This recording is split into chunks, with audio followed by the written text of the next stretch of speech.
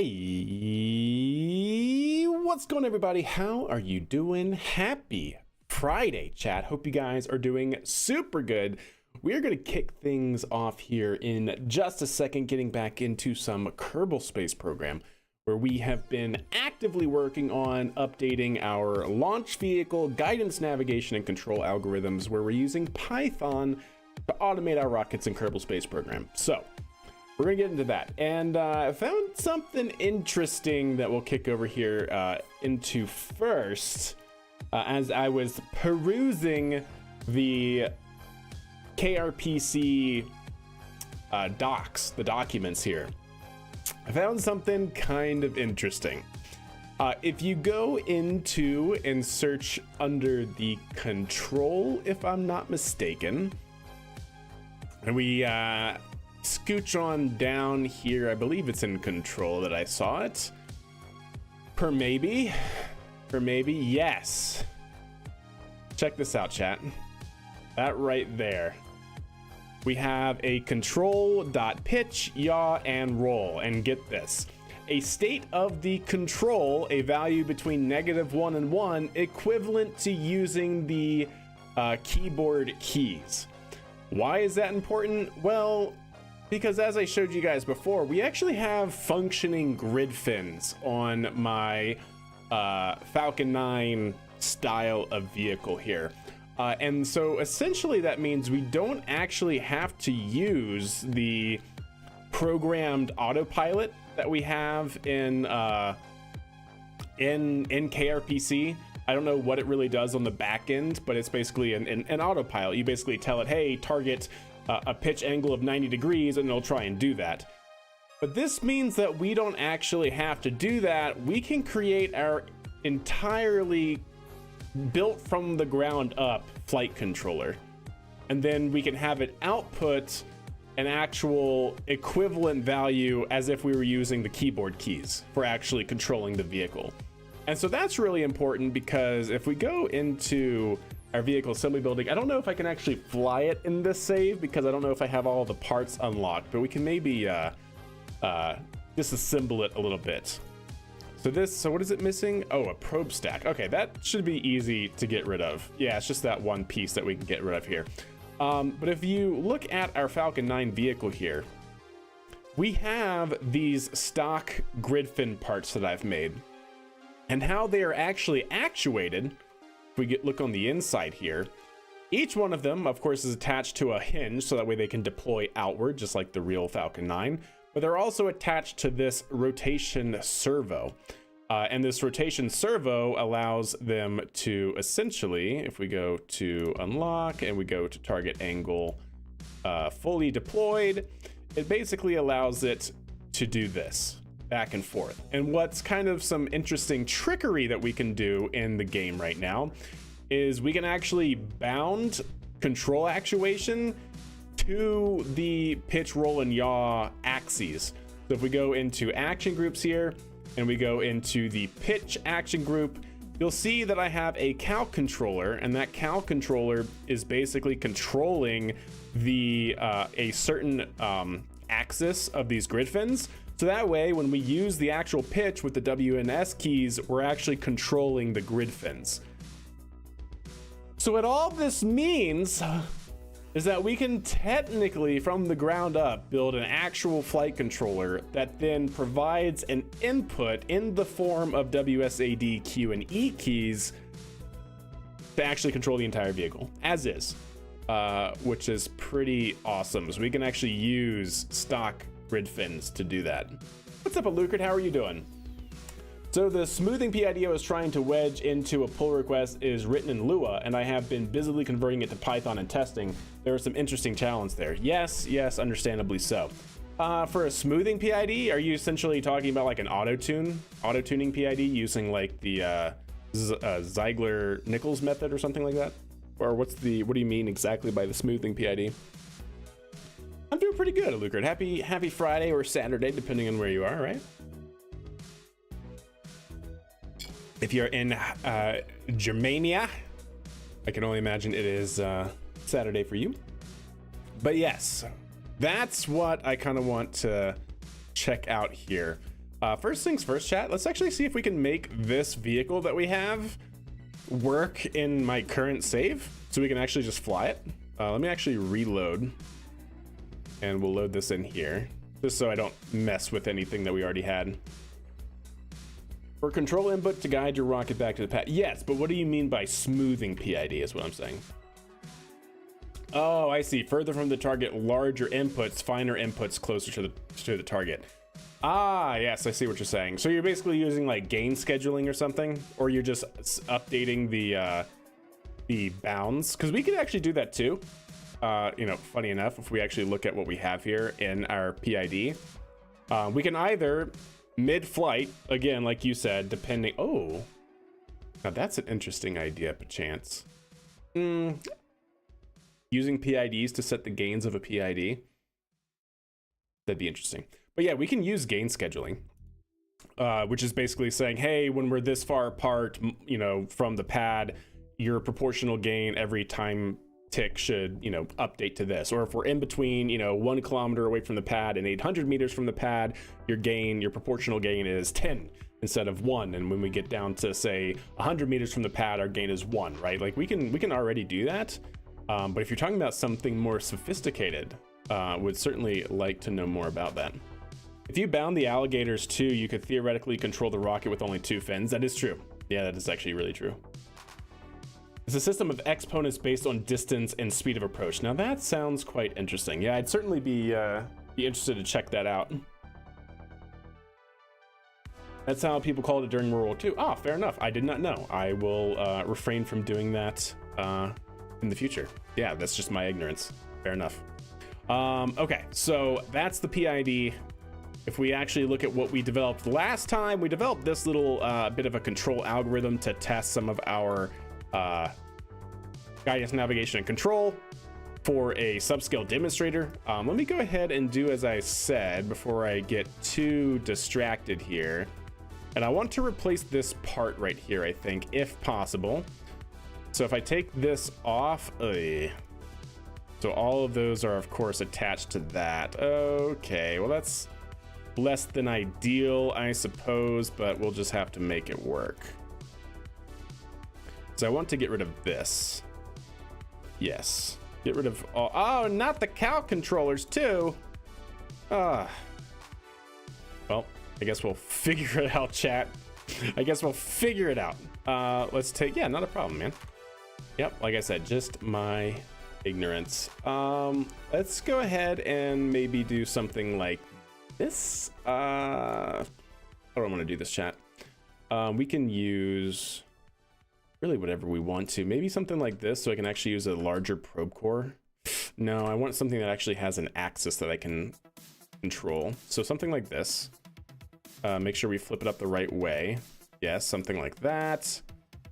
Or actually better yet, since we're building this from the top down, let's go structural. Let's get the pizza plate, put the pizza plate there, put that there, and put this here, like so. And then take you and gizmo you up to where nobody knows. Ha! Nobody's none the wiser. Yes, good, good. Okay, and then, wait, why? Hold up. Why are you like this? Ah, that's why. There we go. Now, yeah, problem solved, chat. Problem solved. Okay, now we gotta put all this stuff back in. Did we really have? No, there's no way. Right? I wish you could like see through this like you could in KSP 2. That'd be really nice. Because I swear we should have had more room than that. Right? No?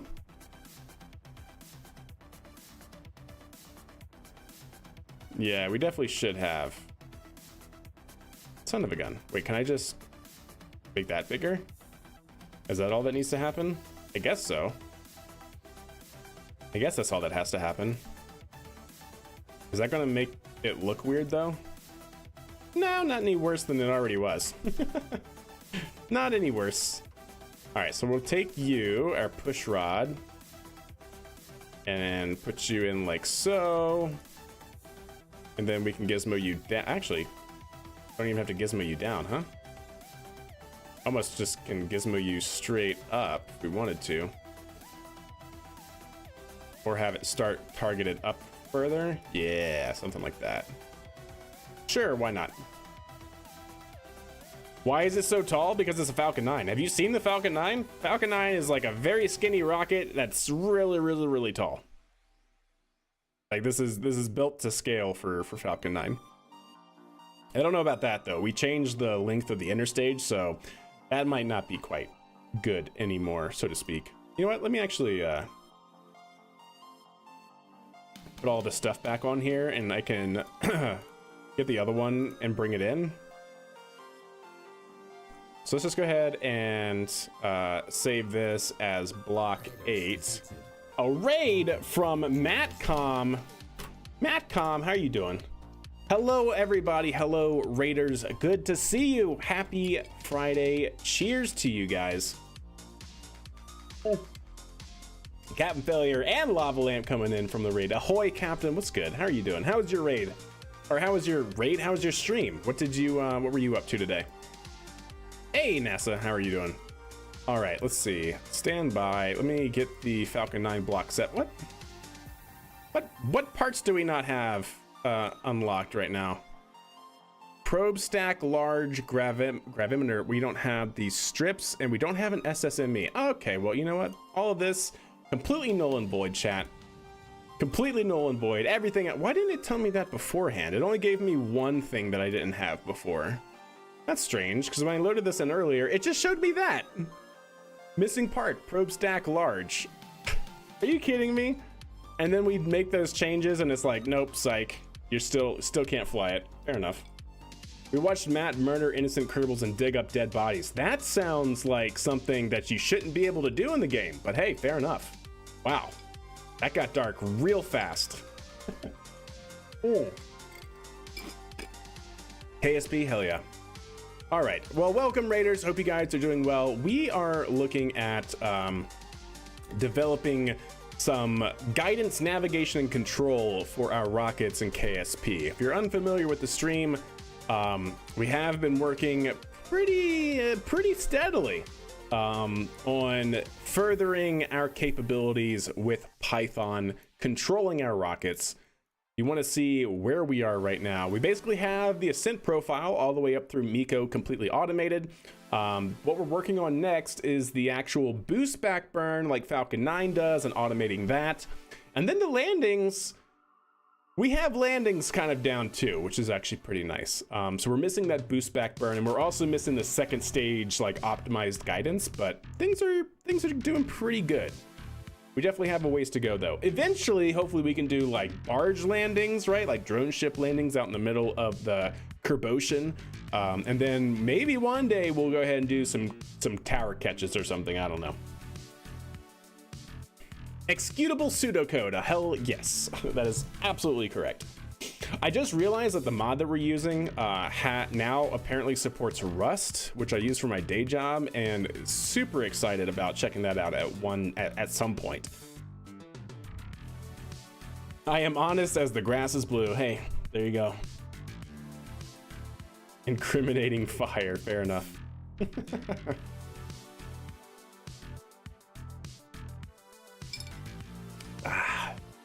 So yeah, maybe we'll check out the Rust interface, because that would be pretty good.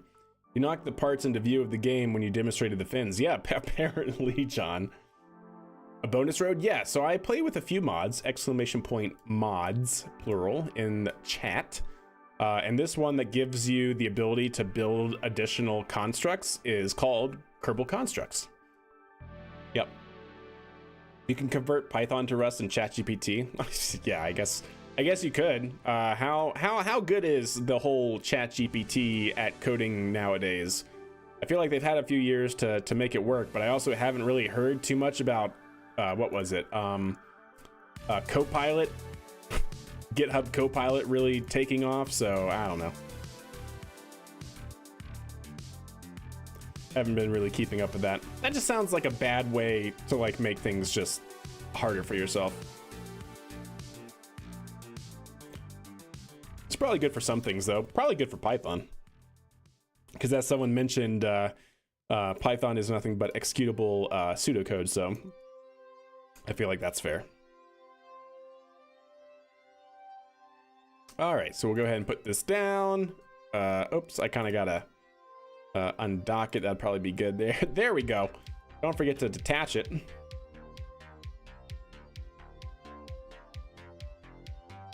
Okay, and then we'll get this out to the ASD, or the arbitrary safe distance, and we should be good to go. But then I haven't reached the levels you have to pay for. Oh yeah, fair enough.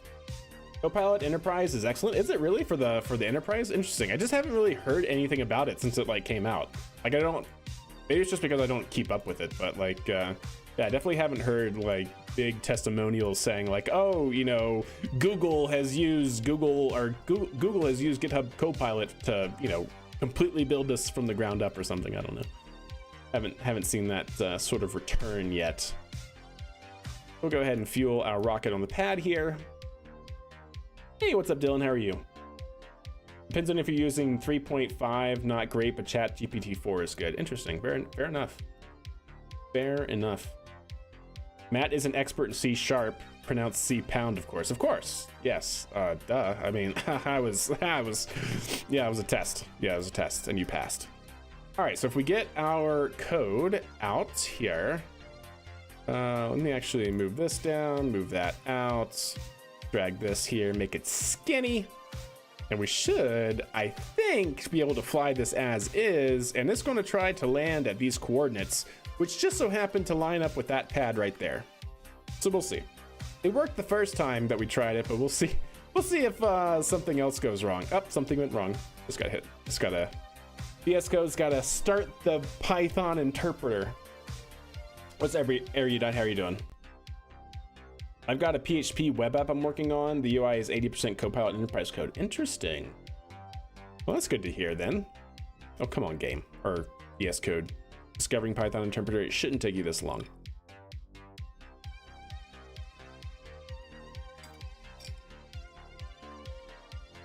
Really? Yeah. Let's try that one. There we go. Okay. Anyways, let's hit the go button and see what happens.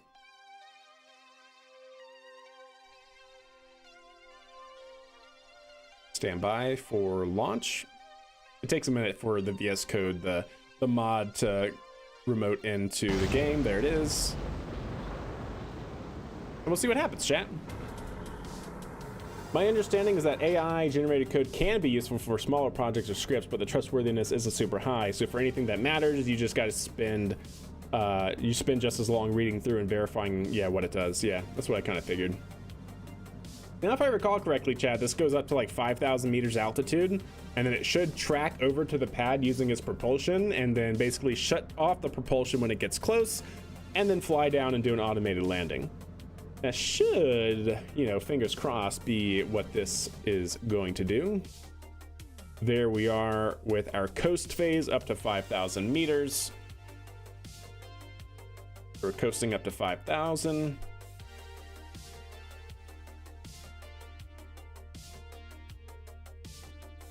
And we should enter the altitude hold and then move over towards the pad here in just a second.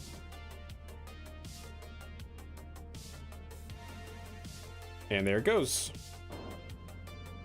So now we are tracking the pad. Nice. Yeah, all right. And we can see the outputs here. So we're at 1,700 meters away from the pad's location, traveling at 70 meters per second, and we're commanding -8 degrees roughly on the pitch.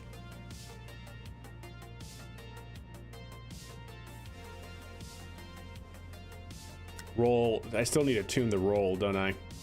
The roll is, it shouldn't be doing this, it's oscillating too much, but it's okay. Oh, there we go. Engine's off. We're now still tracking the pad. We've kind of overshot, so it should start using its body lift. There it goes, using its body lift to move back towards the pad. Oh, it's flying like Falcon 9. There we go. Engines on. There it goes, looking good. It should now aim towards the pad to use its engines. There it goes.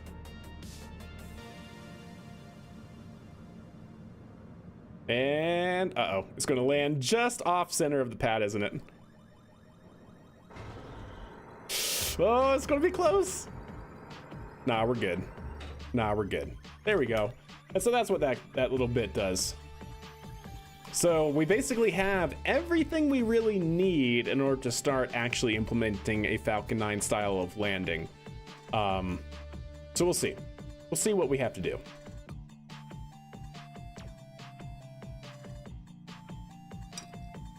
Let's go. That's right. I'm waiting on delivery of cards so I can run a local copy of NVIDIA's NVLM. Gotcha. I mean, of course you are. So you seem pretty into the generative AI stuff, hey Warlock? But anyways, chat, so we have that one. We could also go ahead and, oh, you know what, chat? Oh, you know what we could do? Wait, are any of these? No. Can I do it from here? Oh, I can, chat. We can go ahead and fill it up. We can go ahead and fill it up. Yes. Perfect. And again, if you guys are new to the stream, we also have this cheeky bit of code as well. Simple test. Now this is the full Starship style of landing. So it's going to come down in a belly flop maneuver, kick over, and land as well. Ideally, it should land in a perfect world right here. It probably won't. It's usually roughly 150 meters ellipse that we end up landing in, but we'll see. But this is going to go up to, what do we say? Actually, you know what? I should probably update this because I don't think I have the right. Oh, I do. Target altitude 6,800. Perfect. Or 68,000. Did you test the VAB cam? I was dying to see it for weeks now. Oh, you know what? I should have used it. I totally forgot about it. We have done it though. We have done it on a previous mission on stream, and it was pretty good. It was pretty good. That accuracy looks to be 10 to 15 meters. It wasn't bad, right? Yeah, I don't specifically know exactly how big of an error there is in, what do we have in that other code? Like when we have this out to this many significant figures, right? I don't know exactly how accurate this is. Like, is this, you know, millimeter accuracy all the way out to here to this many sig figs? Because this is latitude and longitude, right? So this is degrees on the surface of Kerbin. So when we're already all the way out here, you know, what does that mean? So it should be, that should be the exact center of that pad that we just took off from, right? But I don't know exactly how big it relates. Can you do it tonight, please? Yeah, we'll do that. Yeah, okay. I should have done it for this one. A meaningless accuracy. Well, it does use it, surprisingly enough. Well, actually, I don't know how well it uses it. This is what the game gives you, so I don't know exactly. Yeah, I don't know exactly what the game ends up using for that sort of thing. Like if it's using 64 and whatnot.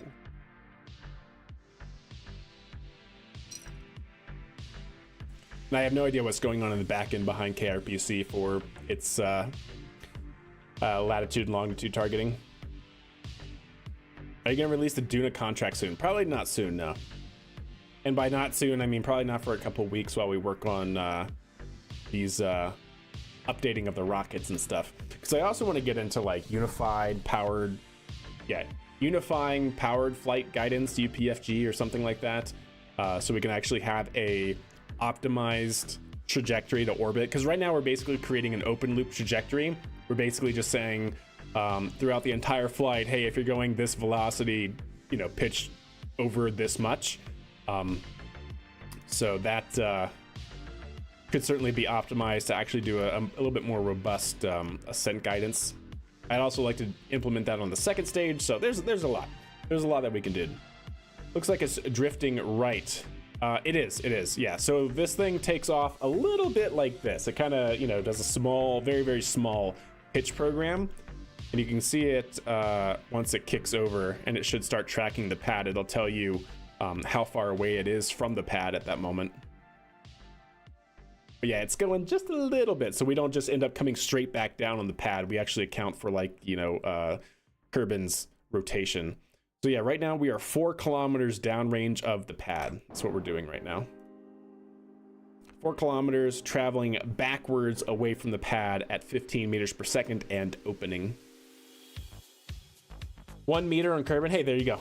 So yeah, it's sub 1 meter. So that really is like the exact dead center of the pad then. Good deal. Yes, it's definitely not using all of those significant figures at all. Definitely is not.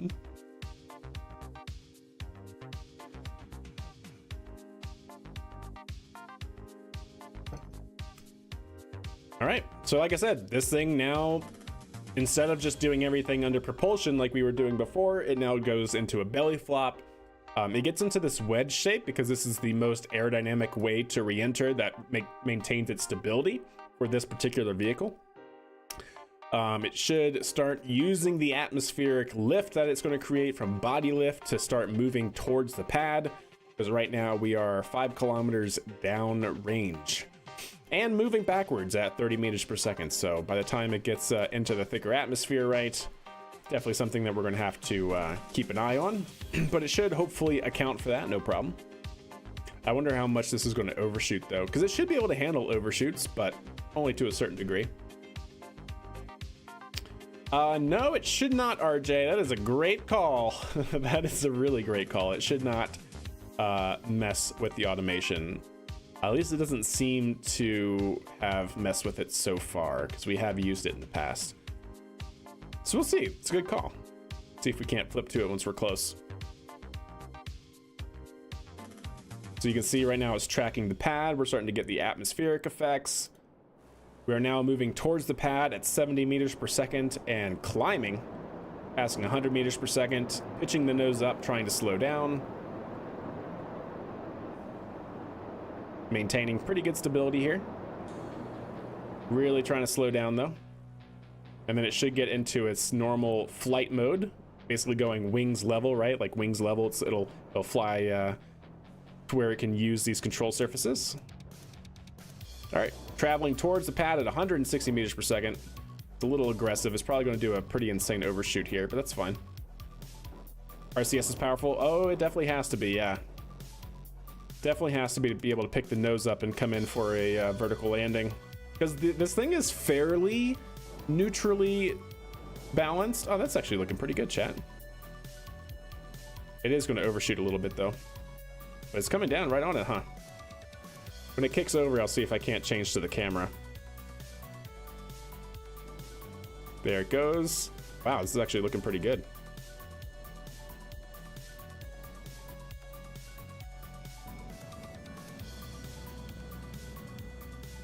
Wait, where is it? It won't let me switch to it. Oh, that's a shame. Wait. It should be up there, no? Is it not up there? I don't see it. It doesn't look like it's up there. Do I need to put it back up there again? Did I accidentally recover it? No way. I accidentally recovered it. That's such a shame. I accidentally recovered it, yeah. Gosh dang it, chat. Okay, well, that's good to know. I'll have to put that back up there. We're gonna definitely put that back up there. Did it fall? I don't think so. I may have just accidentally recovered it. Yeah, that's weird. I don't know. I don't know what would have happened. Get the helicopter out, that's right. But hey, look at that. So we ended up landing 100 meters away from the intended landing zone. Because the intended landing zone is technically where this thing took off from, and it took off from like right here. Not in the center, but right here. So not bad, right? Not bad for going up 70 kilometers and coming back down just using some proportional, integral, and derivative control systems. But yeah, that's what this thing is able to do. So yeah, let's go out Space Center. Let's get the helicopter out and see if we can't put up another probe. I probably have to make another one, actually. At least we know we want the wide camera angle. I should put a few of them up there maybe. Or no, just one, I think. Yeah, just the wide angle. So let's get the helicopter out, see if we can't put up another camera there.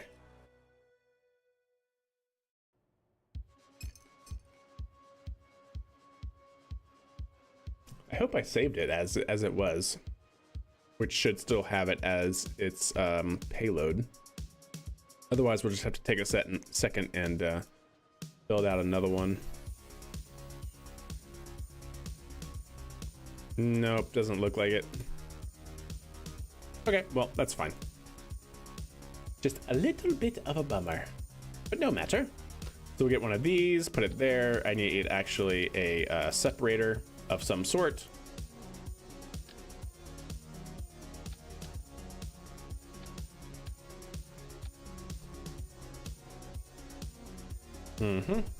Very good. And then I want the wide angle lens, and we definitely know now we don't even need a control probe for it, so that's good. If we don't need the control probe, I don't even know if we need a battery for it, honestly. I don't even know if they require a battery. Does it like say anywhere? Dry mass, packing volume? No, I don't think they do. So that's good. And we want the wide angle cam. Yeah, we want that wide angle cam. Make sure it's going the right way, like so. That is centered, looks good. Okay.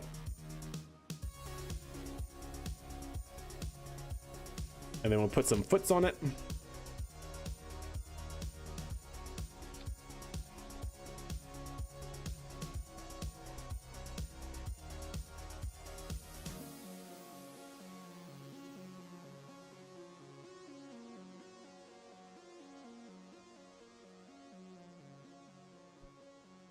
There we go. And that should be it. That should honestly be it. That should all be only what we need.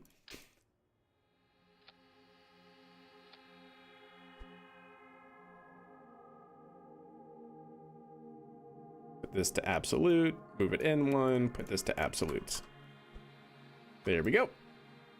Perfect. Let's go ahead and save that. Let's get a decent pilot out. More accurate than me by 20x without trajectories mod. Yeah, trajectories mod is definitely a lifesaver. Let's get Iceman out. We'll put you not in the the lander. Yep, that should be all that we need. I think we're good. What we might want to do though is take you and make you enable staging. There we go. So that way I can just hit spacebar and have it deploy essentially. All right, let's go ahead and save it, launch it. I've never really tried making anything like this in KSP, though it would be cool, but all of the code looks way too intimidating to start. Well, all of the code that you see me use in stream is on GitHub if you want like a starting point. And then the documents for KRPC are pretty good. And I do plan, I don't have the time of day, unfortunately, to do it yet. I do plan on eventually being able to walk through my code on stream, or not, maybe not even on stream, but like as a YouTube, video. The lower 50% of the screen is dead space. Well, you know what? Let's see. We can always. This shouldn't hopefully take me too long to do.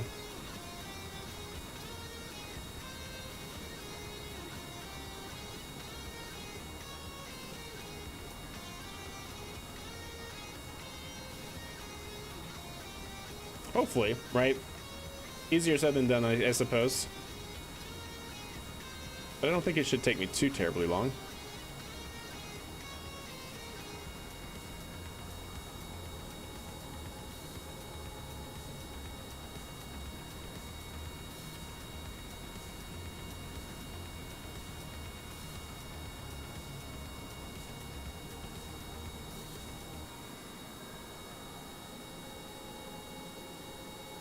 I want to drop it off like right there. That's where we had the last one.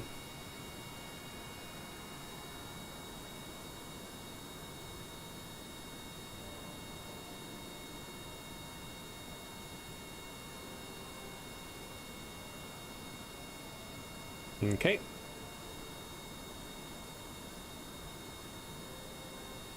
Yeah, we'll just try and get close. Does it put it under ITAR? No, it doesn't. I'm not doing anything that translates over to real world that you couldn't just get out of a textbook, you know? Now, if you were to take it and then put it onto an actual rocket, then yeah, maybe. If you can get a rocket to run KSP. Now we're talking.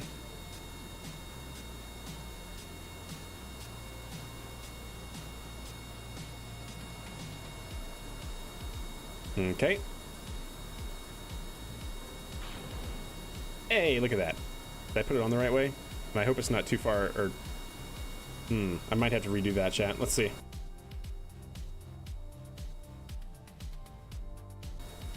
Ah, yeah. No good. No good. Wait, it isn't the wide cam I want. Son of a gun, chat. It's not the wide cam that I want. It's the science one, not the wide cam. It's the other one, not the wide cam. I was thinking it was the wide cam we wanted. It's actually known as the science cam. Yeah, science cam has a little bit of zoom in it. It's not a wide angle lens. Let's also get it up a little bit higher. And then someone mentioned bringing it up a little bit, so I think that's probably pretty good to do as well. So yeah, if that's absolute, then let's do it maybe 15, maybe let's do 10 degrees. So that's 5, 10. There we go. We'll check that. Like I said, at least it doesn't take us too long to do that, so not a problem. I've never really tried making anything automated in KSP, though it would be cool, but all the code looks way too intimidating to start. Wait,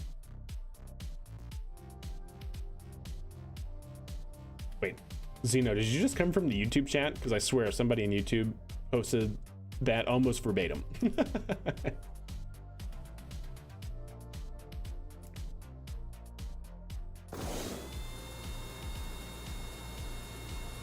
Oh, you did? Okay. Okay. I was about to say, I was like, oh man, deja vu. Good to see you live again. What's up, Leo? How are you doing? Yep. Hope you guys are enjoying the streams. You didn't think I was reading? I'm sorry. I did respond to you. It was probably a little late because I was trying to finagle this thing into where it needed to be. But yeah, what I said is the code that I'm using is actually on my GitHub. You can search my name on GitHub or use the social links at the bottom of Twitch. It's also in the YouTube description as well, as a starting point. And then I also plan on, at some point, whenever I have time, oh, I just had it, making a YouTube video so that way you guys can like follow along. Make a YouTube video to explain my code. Sorry, I'm a little scatterbrained when I'm trying to do this right now. All right, there we go. Let's try and get this into position.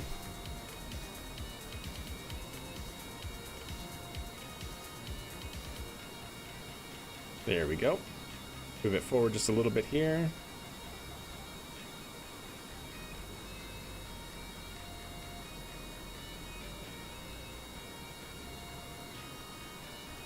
Erudite approves of this message. Well, thank you, I guess. I'm glad Erudite approved of Erudite's message. I'm not too much into rotorcraft, but you have full throttle, and what makes the thing go up and down is the angle of the blades, right? Yep, that's right. That is exactly right.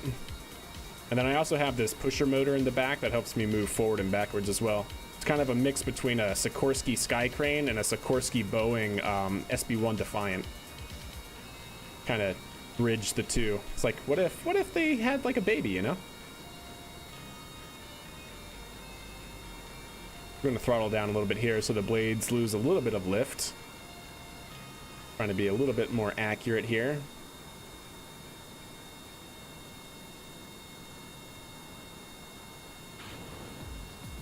Ooh. Oh, but it's a little off. It's a little bit crooked, chat. Let's see. Let's see. Is that good, or is that not good, chat? I don't know. I might be... Oh, you know what I can do? I know what I can do, chat. Hey, look at that. It's a helicopter from the docking port. We can land this and get a Kerbal out to push it, I think, where we want it to go. Uh-oh. If I don't crash, that would probably be good. Yeah, that would probably be good. Let's not crash. Good enough. Night Ruin. Wow. I have used KRPC to automate some early game suborbital stuff for hitting high altitude survey points, but before I can build planes that fly to high. Yeah, to get that high. All right, let's bring this in for a nice easy landing here, and then I'll get the Kerbal out to push it. We should hopefully the Kerbal doesn't push it over, but yeah, we'll see, I guess. There we go.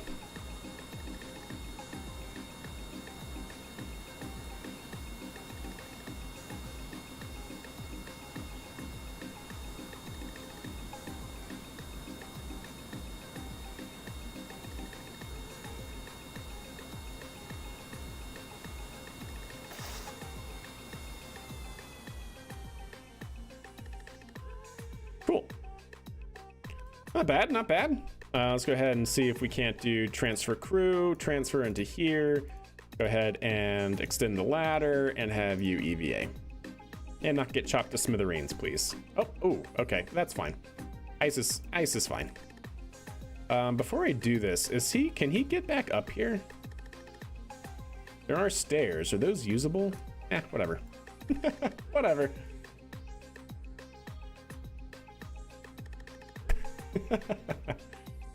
Oh god. Oh yeah, we could just infinite parachute glitch, chat. Perfect. Oh god, that's like really on the edge, isn't it? Holy cow. That was way closer than I intended it to be. Yeah, we definitely have a parachute, so that's good. Just in case. Walking the edge, nice and fine. Ooh. Okay. Is it too heavy, or am I actually doing something here? Oh, I'm doing it. Yeah, he's doing it, chat. Hell yeah. It's moving slowly. Kind of. I swear I just saw it moving. Is that just the camera shaking? I guess we'll see. I think it's moving, right? Moving closer to the edge.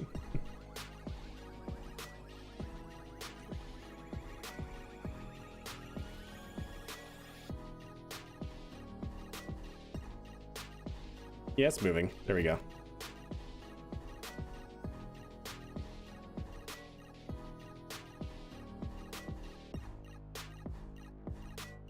Should I get KSP 1 on my computer if I have KSP 2? Yeah, highly recommend. KSP 2 is dead right now. Like, KSP 2, for as far as we know, is never going to have another update. So if you're in the mood for some Kerbal and you liked what KSP 2 had to offer, I think you'll like KSP 1.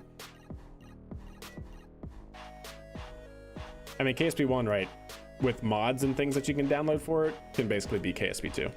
Like where KSP 2 was. All right, let's see. There we go. That's actually pretty good, chat. I think we can move it. I think we can afford to move it a little bit more even. Especially if I can just rotate it a little bit. That's really all I want to do right now. Can I just rotate you? Oh, I can. Oh, thank you. Oh, no. There we go.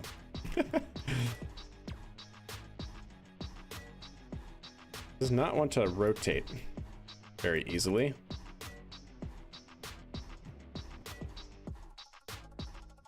I would also love it if you would get back from the edge a little bit, you know, that'd be brilliant. Let me go around to the other side and see. There's just more in KSP 1, yeah. KSP 1 with mods is light years ahead. Yeah, I agree.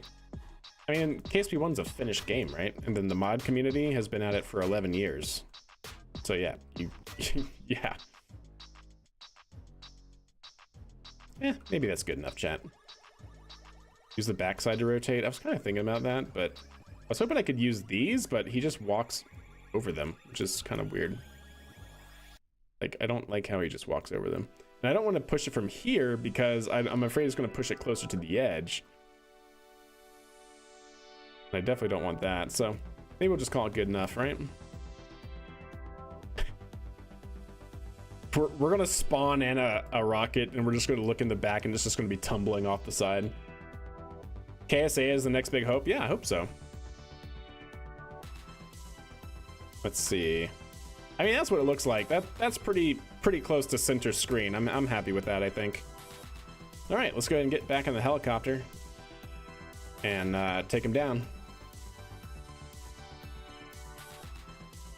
I play KSP1 plus RSS plus RPO plus RO like exclusively. Yeah, fair enough. Hey, I mean, if that's how you want to play, that's how you play. I don't think there's a wrong way to play KSP. I might wait a bit though, because I'm building a full-scale A321 Neo cockpit to play Microsoft Flight Simulator. Hey, there you go. Yeah, it's going to be here for a while, right? If KSP1 has been around for what, 12 years or whatever it's been, yeah, don't worry about it. Mods keep the game alive. You're not wrong. I like how these stairs are actually functional. The only problem is, though, I don't think those are actually functional. Yeah, got it. So even though the stairs get you up here, you actually can't get up to the actual helicopter pad. Well, that's good to know, I suppose.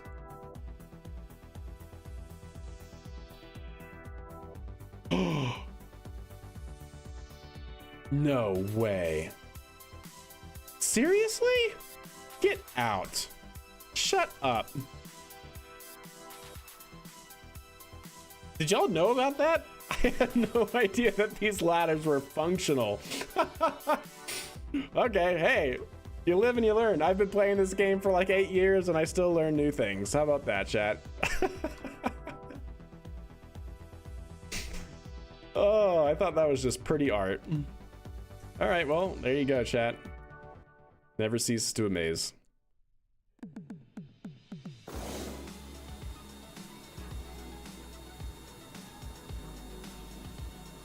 Never ceases to amaze.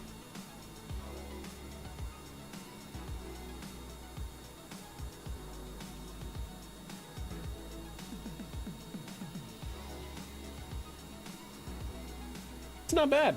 It's not bad. I wonder if they intended to have it as a launch spot at one time. Maybe. That'd be pretty sick. Please stay up there. What? No, it's moved. Are you seeing that, chat? Well, I definitely don't want to hit it and have it move that way. That would be bad. It's definitely gotten closer to the edge, right? Unbelievable. I think I'm gonna have to redo this, chat. Son of a gun! It was too close to the edge. I'm gonna redo it. I don't want it to be so close that it's gonna do that. That's I hate it. I hate it. Nice, Helly. Thank you. The wrong way is not to play it. There you go. It's a good way to put it.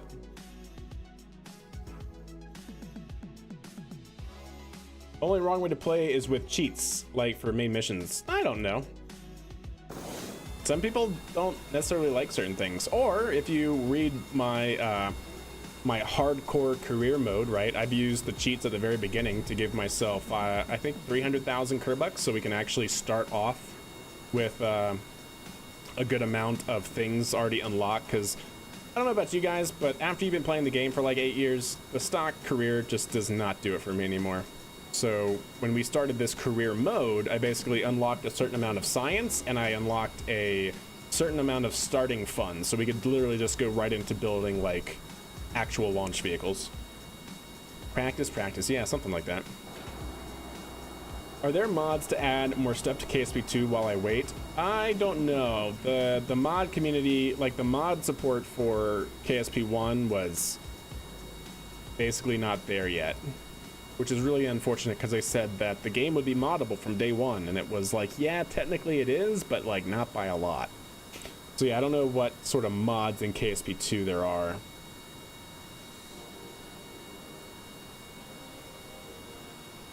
All right, this will be the last time, chat. This one I think we can do right? At least I'm hopeful.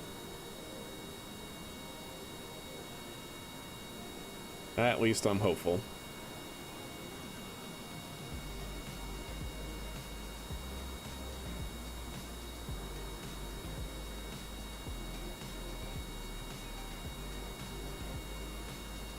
I need to try and get us lined up straight, looking at the pad.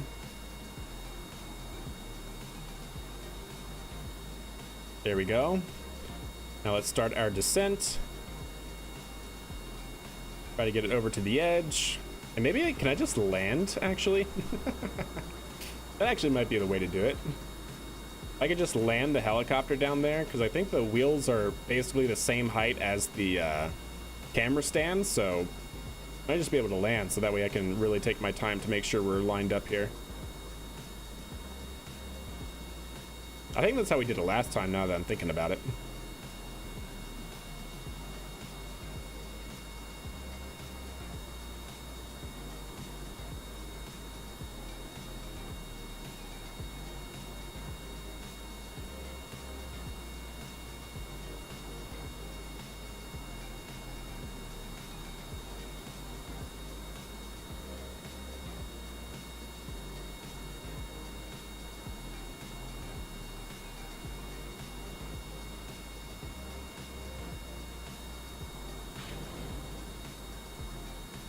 Okay, there we go. That's, yep, that was it.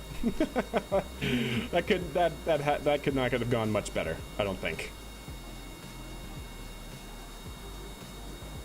Yeah, I don't think that could have gone much better. Oh yeah, chat, look at that. Yep, that'll do it.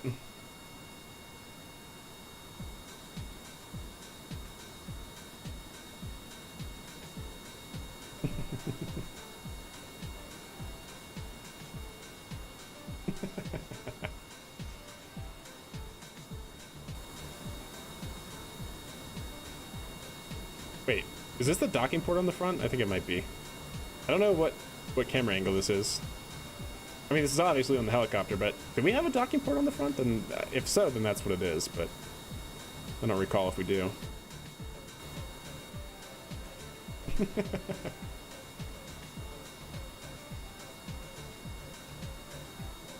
at that. Look at that happy little guy. And yeah, we do have a docking port on the front. Build a LR 13,000 to get it up there. Yeah, that would definitely be sick. How you doing, T-Money? You can try to align with the two rails that go on the launch pad. Oh, that's true. But yeah, I think that's pretty much on point, right? Hey, what's up, Jason? How are you doing? That's a strange Skycrane helicopter. Yeah, it's a mix between a Sikorsky Skycrane and a Sikorsky Boeing SB Defiant. Yeah, it's a Skycrane with a pusher prop. So yeah, there we go, chat. Well, let's go ahead and land, because that's all I wanted to use the helicopter for. So that way when we get back to coding and stuff, we can have a good camera view zoomed out to watch our rocket come in for a landing. So yeah, let's go ahead and land it. We'll land it right here. Should be fine.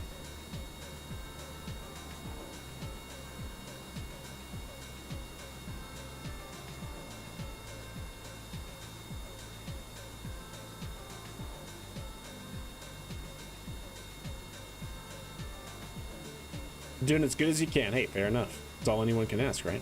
I'm doing pretty good, yeah. Doing pretty good. Thank goodness it's Friday, all that jazz, you know? There are many real-world examples of counter-rotating helicopters. Yep, that certainly is right.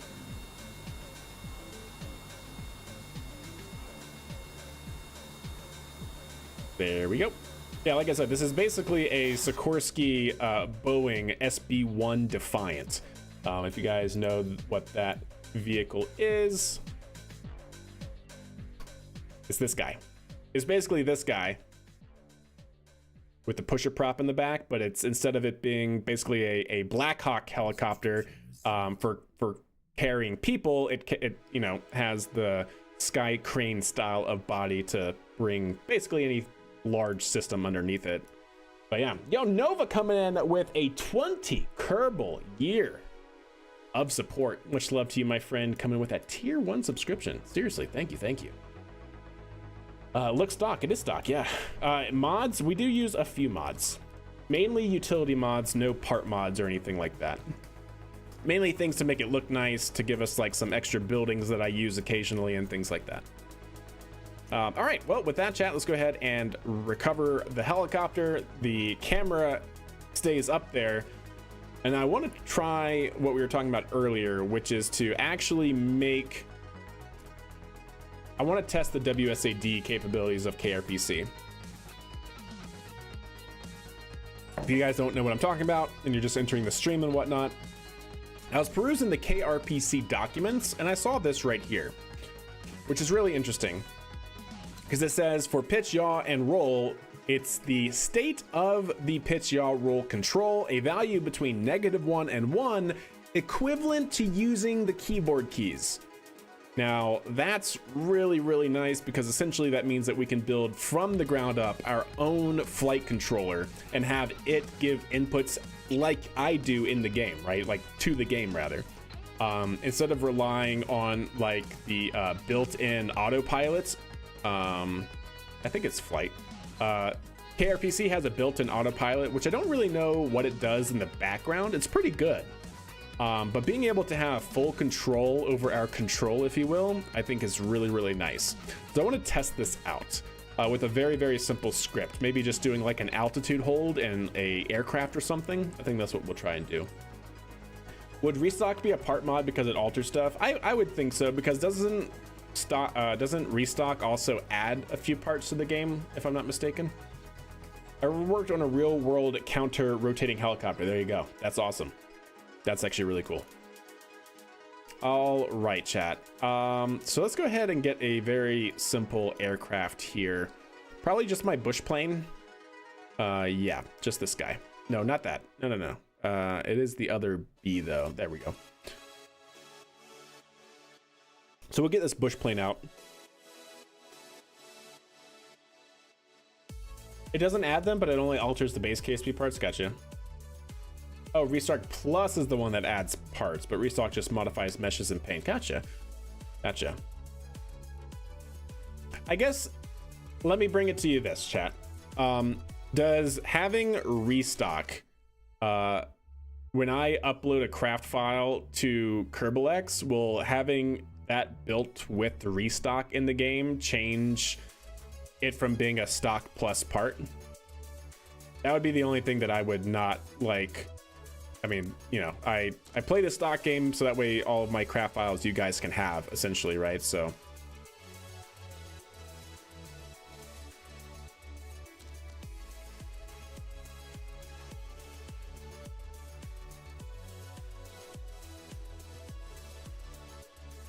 there we go.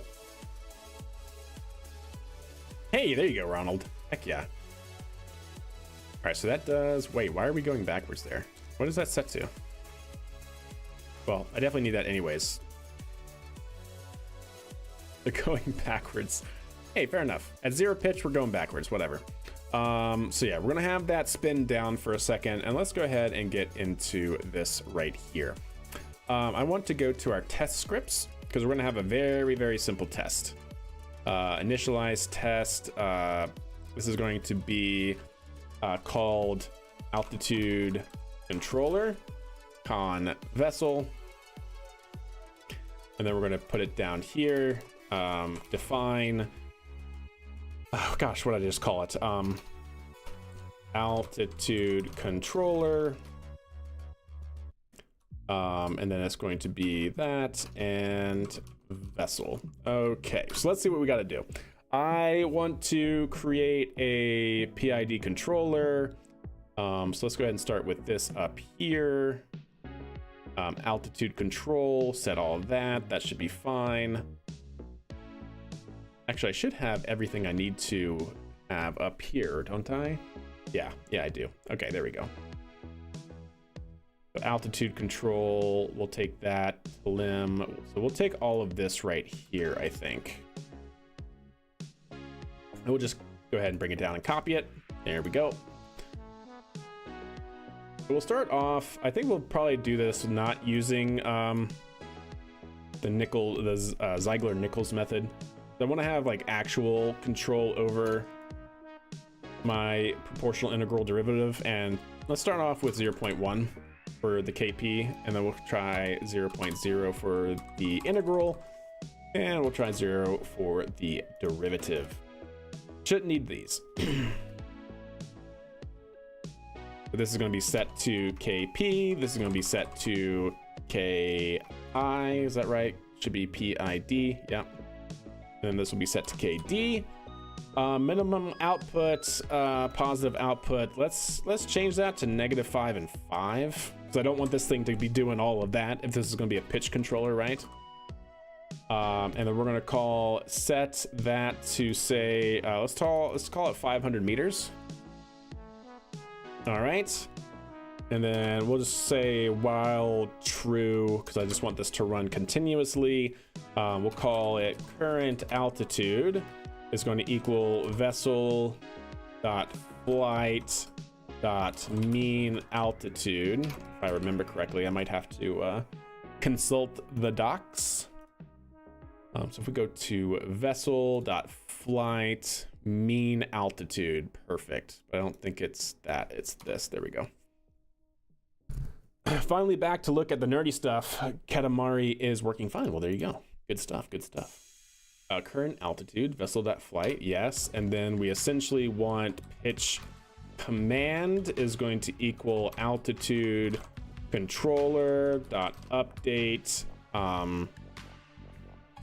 Do I just give it the error, which I think is the current altitude? Trying to remember how I have this set up for the PID. Am I even... I have the low pass filter. Oh, I don't. Okay. So from PID import PID. There we go. No, I do have it. I do already have it, chat.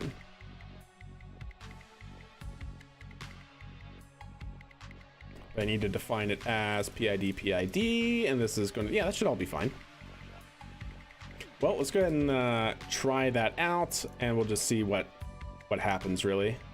Oh, and then I want time.sleep to be 0.1.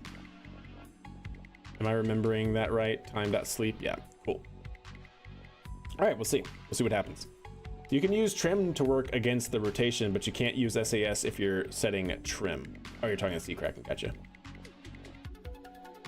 Yeah, they do always want to roll opposite the direction the blades are spinning because you have a big shaft and engine doing providing torque, right? And torque, every action there's an opposite and equal reaction. So if your engine shaft is trying to rotate the thing this way, then you're going to have a natural torque in the other direction. Yep. All right, well, let's see what that does. And I want to print a few things here if I can. This is making your neurons fire? I hope so. In a good way. So let's call this altitude error. And then we'll do plus current alt minus. I can do this, right? Pretty sure I can. Probably not the prettiest way to do it at all, but hey, you know, fair enough. And we're not dereferencing that. Current alt minus target. Sorry, not target out. We want alt. Well, let's just call it 500. Oh, you know what? No, we'll do alt control dot set point. There we go. Altitude error, and then we want to see pitch command. So we're gonna do plus pitch command. Give that a space. Give that a space. And then we want to do pitch command. And we'll see. That might have an error, don't know, we'll figure it out. Okay, well, let's go ahead and see. That should work here as is. Name altitude controller is not defined. Wait, really? Oh, I called it alt. My bad.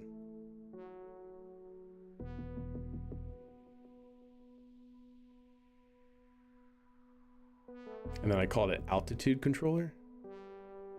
Altitude controller.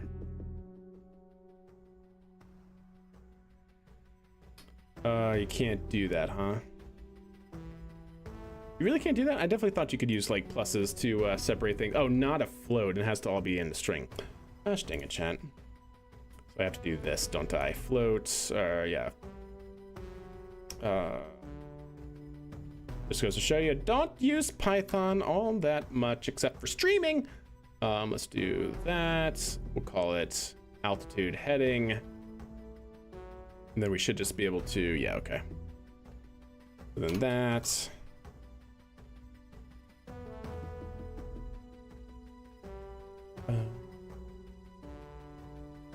Can I do it like that? Set that as to float. Any of you guys are Python wizards, let me know. So it is not like that, question mark? What's your most proficient language right now? Probably Rust and then Python. I used to use Rust a lot, but definitely rusty in the Python. What's up, Snackless? How are you doing? Get PyCharm. I'm actually surprised. I don't know if it's a plugin I don't have on this or whatnot, but because it should definitely be linting better than it is, but I don't know why it's not. But yeah, PyCharm certainly could.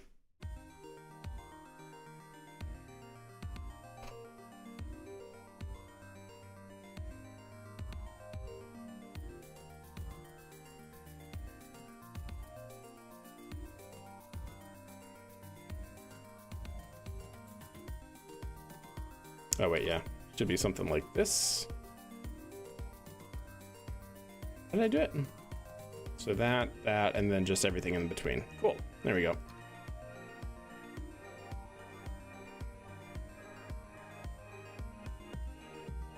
Maybe that'll do it.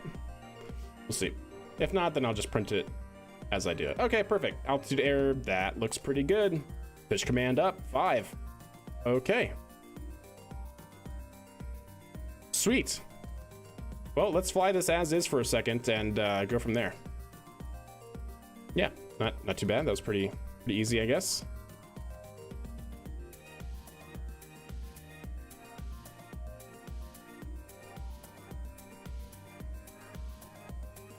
See if we can't have this take off here. Skirt, skirt. Tail dragger plane, a little unsteady. There we go. Don't forget to like the stream if you're enjoying watching. Thank you. Yes, indeed. Appreciate it. Python, but not in JetBrains is hard mode, to be honest. Yeah. I just like VS Code because you can use it for everything. I know you can probably use, I really like JetBrains, but unfortunately that is not something I care to use for hobbying right now. Need to lock the tail wheel? You're probably right, actually. Really probably should, right? That'd probably be good. Yeah, we'll go ahead and do that. Steering, no. Steering, bad. All right, well, let's go ahead and see. Is it still running, actually? Oh, it is. Oh my God, chat. Yes. Because what I want to keep an eye on here is our pitch. Is it going to maintain? See, it's going to maintain 5. What does our error need to be to not require 5? So if I continue up at like a roughly 5-degree pitch, maybe even a little bit less. Yo, Snackless coming in with a Twitch Prime for 11 Kerbal years. Much love to you. Thank you so much. Hey, there you go. And pitch is decreasing. Hell yes. Look at that, chat. All right, well. There's only one thing left to do, chat. We want vessel.control.pitch to equal pitch command. Please let this work.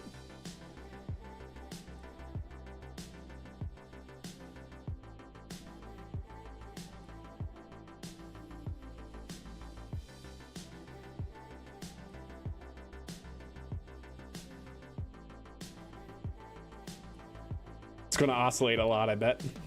It's going to definitely oscillate. It needs to react faster. Oh, you know what? Also, I mean, it's actually working though. Is it going to stabilize? Because I should be able to control roll and yaw, and all it's doing is trying to control pitch.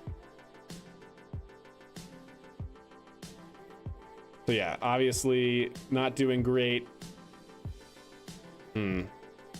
Doesn't look like it's actually able to react fast enough.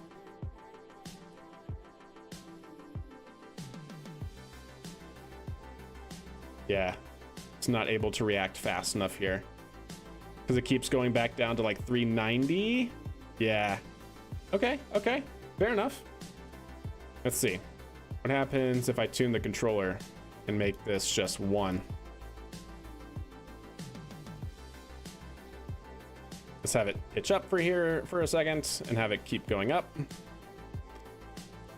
Also could use probably derivative to try and help reduce the oscillations. There we go. But it does actually work as you would expect, which is actually really nice. Because remember, what we're testing out what I'm trying to test here. So is it going to react faster or worse now? Uh-oh. There's terrain right there, chat. There's terrain right there, chat. Because what we actually need this to do... Oh, that's so true. Because what we're basically trying to do is saying, hey, we're trying to command a input to the system based on altitude. But what we really should have is a vertical, it should actually be a cascading controller. Right? So let me show you. Let's break it out into Paint here and really kind of walk through this here for a second. Sorry for the flashbang, chat. There we go. That's a little bit better.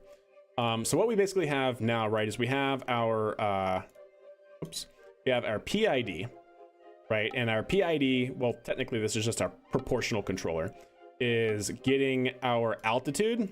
It's actually getting 2 things, right? You know what? Let's actually just do this as an actual diagram. So we have our measured altitude, right? And we have our target altitude. And they're being subtracted, which gives us an error that goes into our proportional, which then just gives us our straight control input, right? And we basically get a feedback loop in here as well. So what we actually need to have happen here is what's known as a cascading controller, where instead of having just our altitude dictate our control, we actually want to have something like once removed from the system. Like off the top of my head, we can maybe do like a vertical velocity, like desired versus target, or desired versus current, and have that be its own controller. And then that outputs to our desired command, and have that then work off of the altitude, have that go into an altitude controller, which then gives us our control input. And why do we do this? Because we can basically have our vertical velocity in the loop that we want to maintain, right? Because essentially what we want is we want a 0 vertical velocity, right? We want to maintain altitude. And so this can act as like a damper to the system. Interdasting. There's different ways we can do this. We could just try tuning the gain as well, see if that gets us anything. But I'm thinking we essentially want this to have another system in front of it. Because if we're having our altitude, this would actually kind of be like opposite, actually. We would want our velocity controller to actually be on the inner loop and our altitude to be on the outer loop, right? Because essentially, if you think about it, let me delete this. You have what's known as the inner loop, and you have the outer loop, right? Inner loop is typically for some of your finer control, if you want to think about it that way. for some of your what would typically be, you would want it to be your slower dynamics, and your outer loop you can have it be faster dynamics. So if you think about that, like we did the diagram we just had, you would actually want your altitude to probably be on the outside because those change much faster. So this is altitude, this is current altitude, and then that's going to go into some PID controller, and then that is going to basically give us some error, right? Some redefined error proportional to the altitude. And then that we want to basically want to turn that into vertical velocity. If you want to think about it that way, this PID is basically converting our altitude error into a vertical velocity error, and we essentially want our vertical velocity to be 0, right? So if we call this desired vertical velocity, and if we want that to be 0, then we can have our another gain system here, which goes into our output. Because this is going to change very fast, and it's going to basically set what we want our vertical velocity to be, and then we can cap how big of a vertical velocity we want, right? And so if this is 0, then our vertical velocity should be 0. If we're at the current altitude that we want, that's all going to be 0, and that's going to be our desired vertical velocity. So that's actually maybe what we want to do here. That is backwards. Inner loop needs to be faster. Inner loop needs to be faster. Okay, cool. There we go. So yes, this is backwards. Yeah, outer loop is slower. Inner loop is faster. Okay, fair enough. But this is right? Or should it be vertical velocity controller on the outside and altitude controller on the inside? We could also do acceleration, that's true. Yeah, we could try and maintain an acceleration. Don't think we have to though. Could almost do a max pitch angle as a function of distance. That is true. We could also do, yeah, we could definitely cap, because we're just doing straight pitch command. So that's the other thing that I'm actually wrong in doing it this way here. Because technically, right, this is not a commanded pitch. This is, yeah, that's actually true. This is not a commanded pitch. Because we're basically doing actuation. This is actually a commanded actuation. So we would need to convert it to a commanded pitch angle to then track, if we wanted to do it that way. So the inner and outer seems right? Yeah, I thought so. Okay. You know what? Let's try that. Let's try that and see. Okay, so let's set up another, we'll call this vert-vel controller. And let's just call it this as well.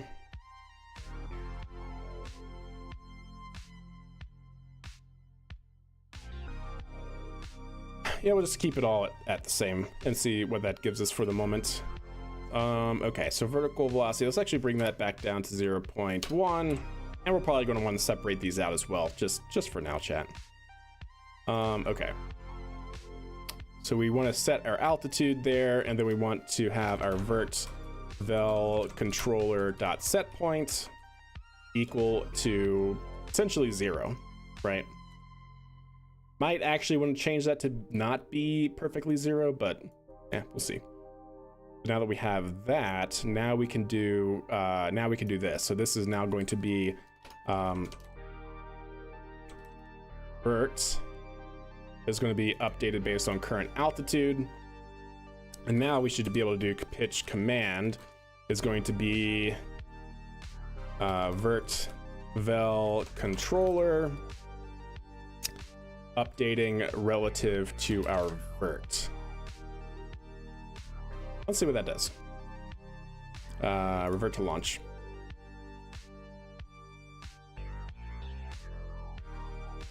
Why not both? Depending on radar altitude, you might want one over the other.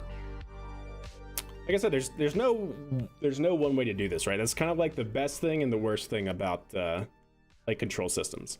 There's usually never one way to do something. That's actually probably the best thing about it. Some ways are better than others, of course, as well. All right, there we go. Oh, wow, that took off without SAS. That's good.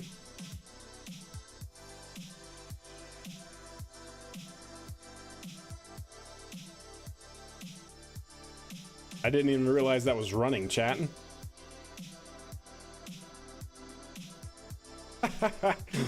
Okay. Yeah, let's see.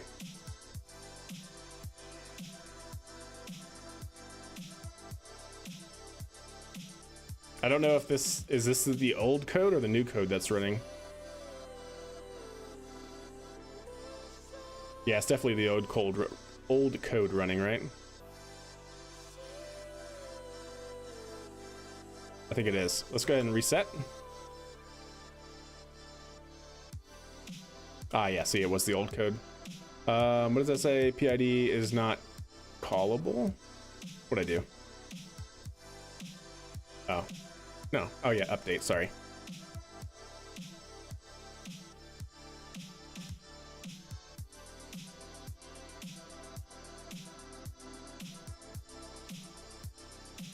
Okay.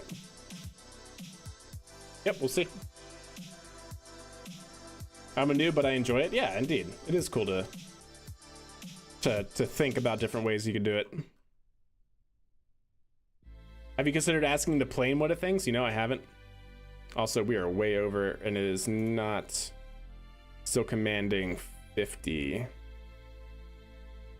Altitude error. It's definitely going with the altitude error. Let's see here.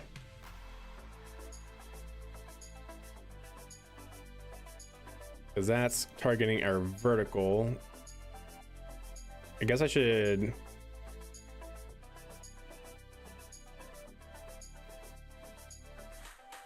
Is our vertical current altitudes, because this is not actually changing. Let me actually just print that out real quick and make sure. Yeah, we'll just put another one here. This is going to be verts.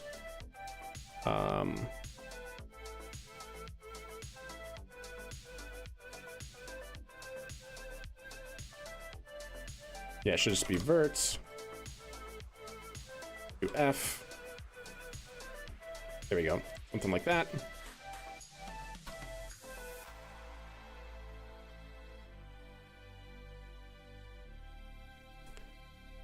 Yeah, vertical. So we're high and it's going to negative, but it's not changing the pitch command. Pitch command is not changing. Despite vertical being -5.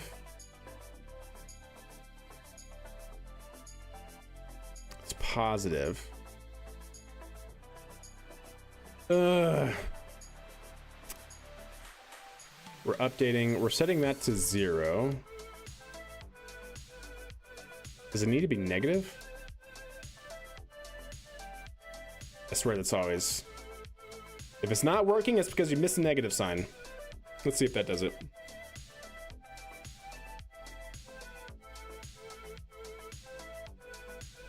It is not. Yeah, we might want to do acceleration actually. Manage the acceleration of it. There we go. But it's not, yeah, it's not changing the pitch fast enough.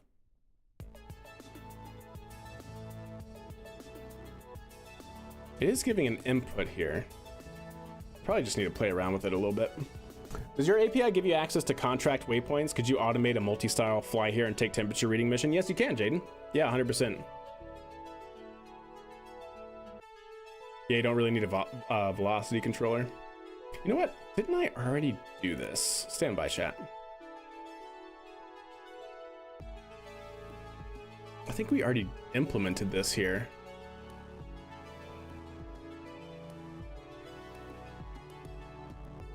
Yeah, I do have the altitude and vertical controller.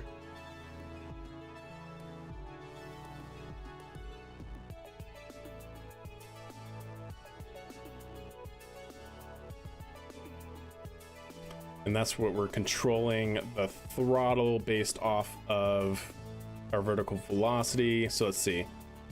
Vertical set point. Altitude control dot update, because we're not updating. Oh, okay. Well, no, we are updating our altitude controller. Is it because we have to have them switched? Vertical velocity, that set point is being updated for the altitude controller. Vertical velocity controller is based off of that. Yeah. I think that's why. Because we have it set as a static.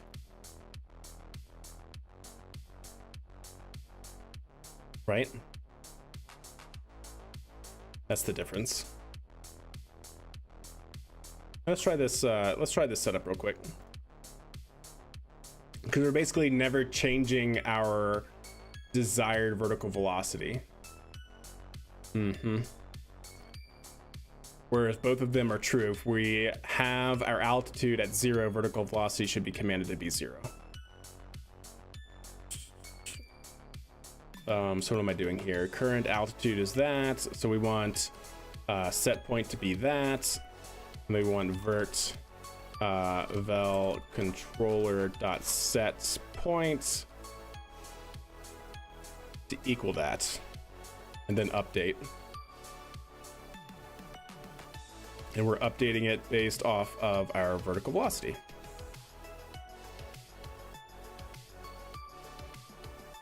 Yeah, that's why.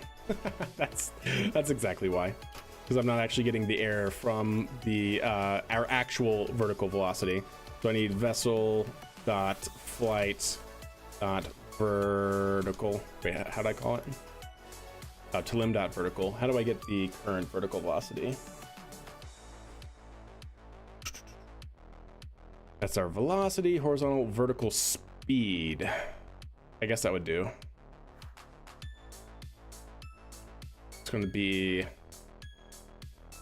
in the reference frame. I think that's right. Stand by. Mission. Vertical velocity, vessel.orbit reference frame. Yeah, this is what I want.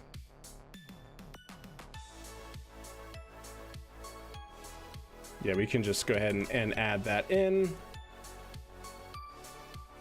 There we go. And have that changed here.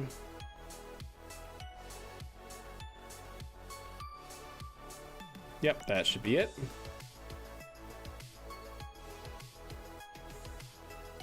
Okay. I think. When Starship Boom? When is Starship Boom? You mean in real life or in game? Oh, perfect timing, chat. Oh, wow. Huh. Well, would you know? We're now a boat, chat. We're now a boat.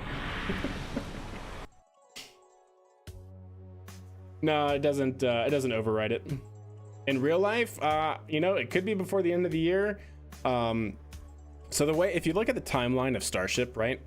Starship originally was like 6 months in between the first and second flight, and then like 4 months in between the second and third, and then like 4 months in between the third and fourth, and then 3 months in between the fourth and fifth. So it could be like December. It could be December.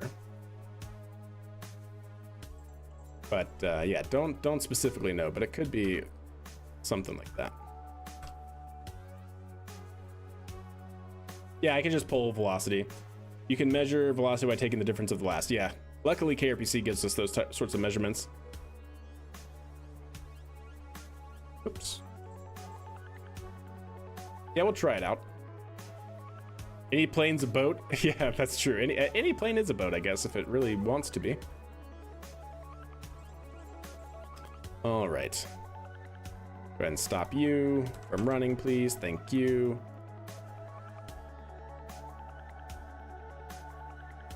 Not defined. Vertical speed. Oh, we don't have con. Aha! There we go. I'm already passing it through. I just didn't use it. Vert is not defined. That's also fine. I don't care about that. We'll call it vertical velocity and do that.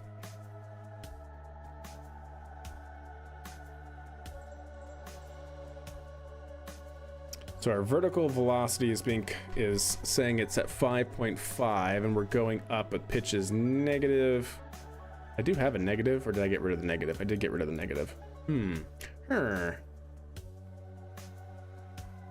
I don't know why I'm getting hung up on this right now, because this is not what I need to be doing.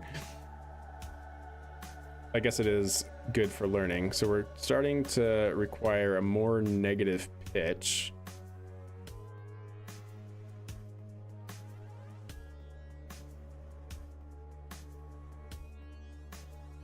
If I turn SAS off.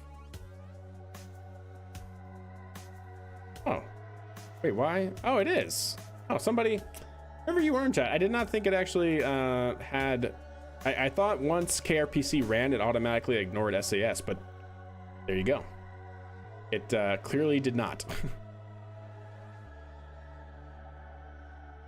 So pitch command is at 29%. Remember, this is a percentage, by the way. This is not like actual pitch angle. Look at that, we're actually stable here. So it was that. Okay, now we just need a little bit of integral. All right, let's turn SAS on. Oops, turn the engines back on. So if we now do 0, 1. Integral basically helps you get rid of any sort of steady state error. So yeah, just let me make sure we stop that for a second. So now we're basically up at 50 and climbing, trying to bring our altitude up. There we go, there we go. Hey, what's up, Space? How you doing? I drove all the way home today for the first time. Hell yeah. Good stuff. Well, happy Friday. Including velocity in the controller now means it's easier to modify if it turns out he does want a velocity controller.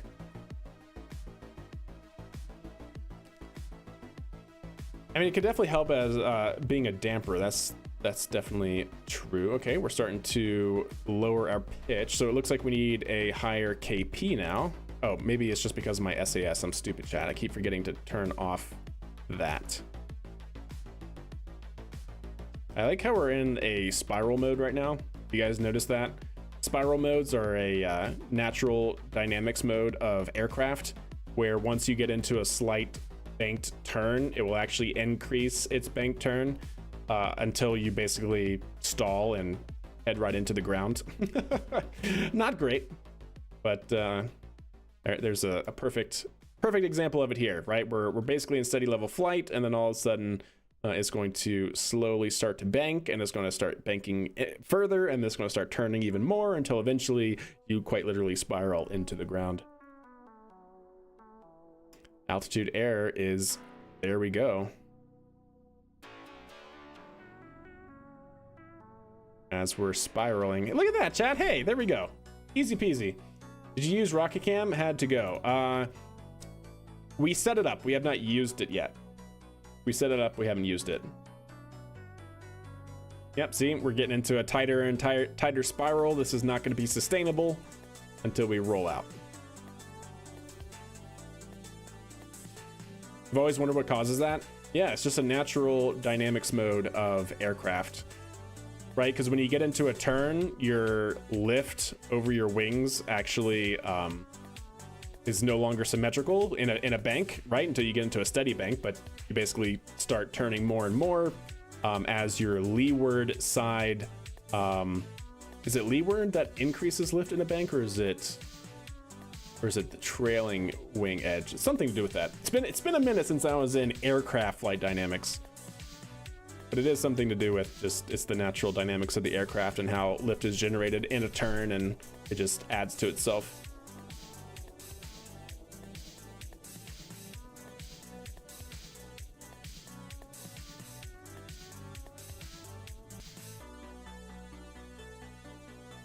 What's the goal of this mission? We are testing automated flight systems because what I realized by looking at some of the KRPC code, or I should say the KRPC documents, right? These things, the DOM actually set the control.pitch, which is equivalent to using the WSAD keys. And so that's really nice because we can actually quite literally develop from the ground up our own flight controller. without having to use KRPC's autopilot. And so what does that mean? Well, that means we can get into fun things like optimal control, or what we're doing now, which is cascaded PIDs, to actually set our control authority in our control surfaces directly. It means that we can develop stability augmentation systems for aircraft. It means that we can do a lot. Instead of working with the KRPC autopilot, which is basically like a black box, you don't really know how it's controlling things. You basically have it say, target pitch 90 degrees, but it has whatever it does. It basically uses PID loops to try and hit that target. Well, we can actually now use optimal control or convex programming and things like that to give a little bit more robust flight controller if we wanted.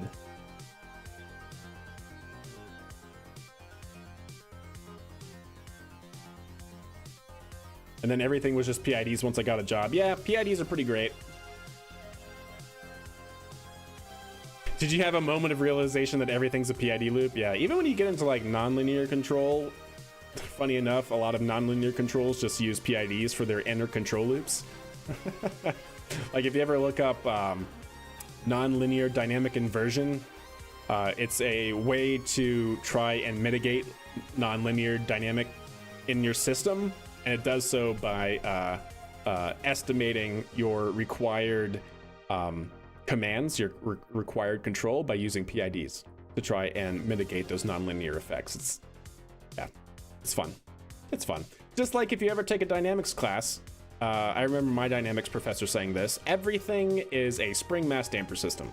This aircraft, if we were really, really gung-ho in doing it, could completely be taken apart and turned into a spring mass damper system in terms of its modeling.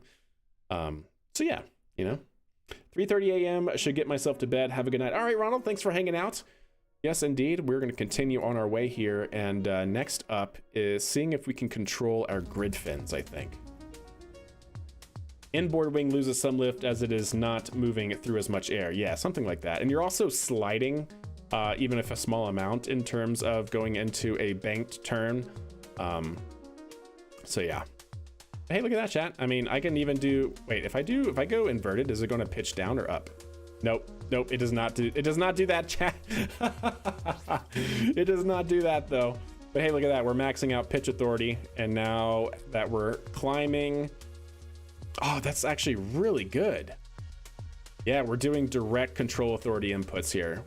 Almost as if I'm using the WSAD keys, but it's actually the flight controller using the WSAD keys. Oh, that's actually so good. I really like that. God, there's so much we can do with this. There's so much. What happens if we go inverted? Yeah, famous last words. But yeah, like if I go ahead and stop the controller for a second, let's actually get some altitude here. Yeah, let's go ahead and get some altitude, because altitude is life insurance.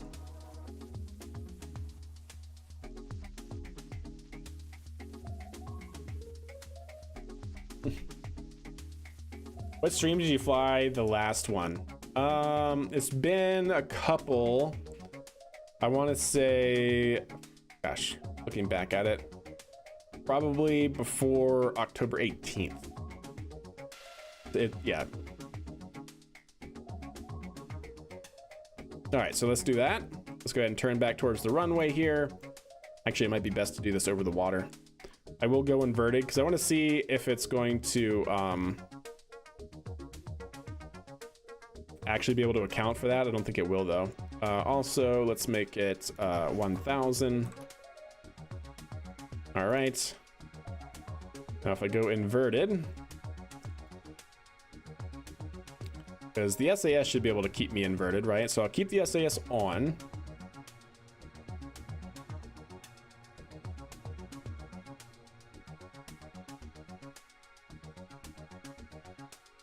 Oh, see, look at that. It's trying to right itself. Because it sees itself as too high, and so it's like, nope, I need to go down. All right, now it's diving. That's actually really cool. Yeah, it's managing the vertical velocity. Oh, that's so good, chat. Oh, we're getting some oscillations because we're going really fast here. Yeah. Definitely could probably use a little derivative.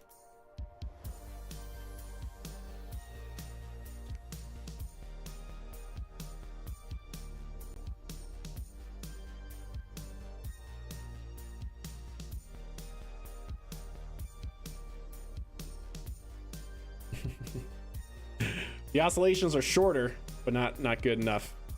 Probably bring this down.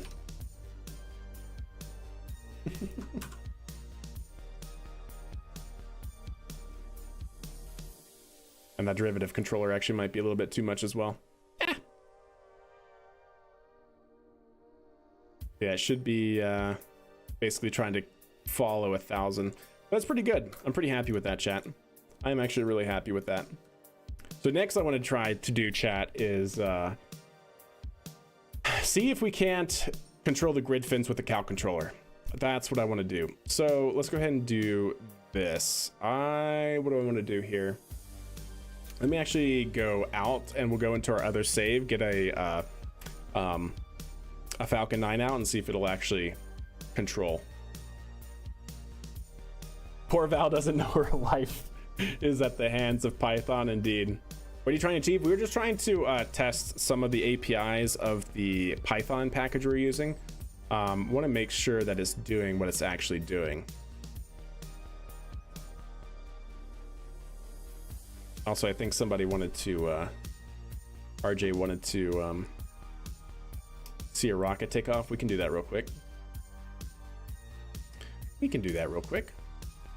Because the next thing to do as well is to now change the control system on this rocket using that new stuff that we were just testing. Because now we should be able to use, like I said, the WSAD keys, probably create like I said, some sort of stability augmentation system for this rocket. Let's go ahead and fill it up with fuel and oxidizer.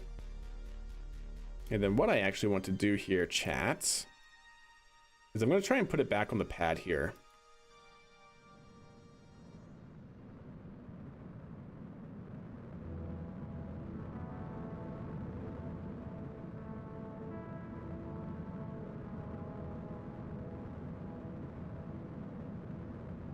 Nice. This is me controlling this, by the way, chat, just so everybody's aware. I just want to get it back on the pad.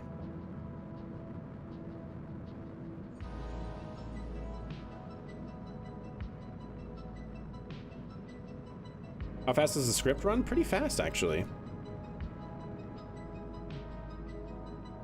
Now, what's interesting though, right, is something, it doesn't run as fast as I probably have it actually set to, which is 10 hertz. It actually might run at 10 hertz. Because it depends on how fast the game runs, how fast the game's backend runs, right? And when you have a lot of parts, then the game actually runs slower. All right, that seems good enough. All right, let's go ahead and restart. And restart. There we go. All right. Actually, you know what? Let's do something else. Let's actually bring it over there. I want to land it over here. I should have F5 so we could have just reverted, but this might be fine.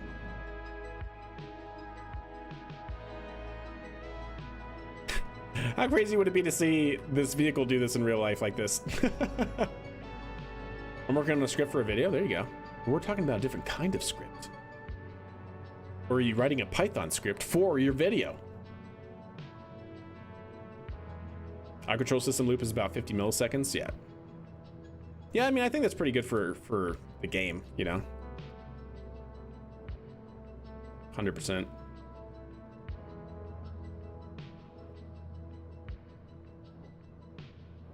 I mean, it depends on your sensors as well in real life, right?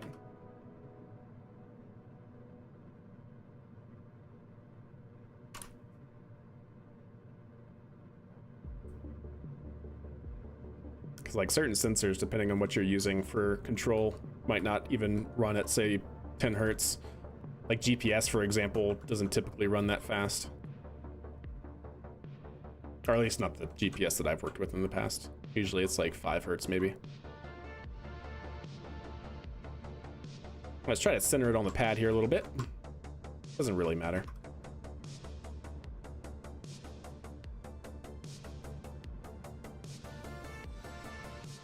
Boop. Perfect. All right, let's go ahead and refuel it. There we go. Perfect. And so this is what we've already written for it. And as you can see, we essentially have this right here, vessel.autopilot.target pitch set to a low pass filter on our pitch input. What I really want to be able to do is get rid of this autopilot and basically create a stability augmentation system, which will basically convert our desired direction or heading or whatever you want to call it. Let's just call it our desired orientation, right? Our desired attitude. And have it convert that difference between our current attitude and our desired attitude into a nice, easy control input, better than what I think we could have with just this stock package-based autopilot. Then I would really probably like to take on, so that way we can actually do boost back burns and actually really, ideally more complex guidance, navigation, and control. Because remember, the thing that we're really missing right now, because we have landings, which I'll show here in a second, we have the ascent profile, we even have second stage terminal guidance done to some degree. It can definitely be better.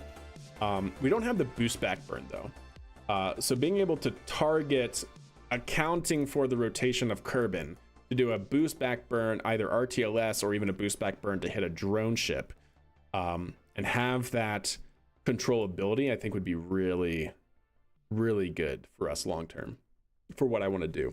And if we can create this to be workable across all different types of rockets and maybe even aircraft as well, then we could quite literally fly shuttles back and do automated landings on the runway with a shuttle. Basically have an autopilot for any sort of aircraft.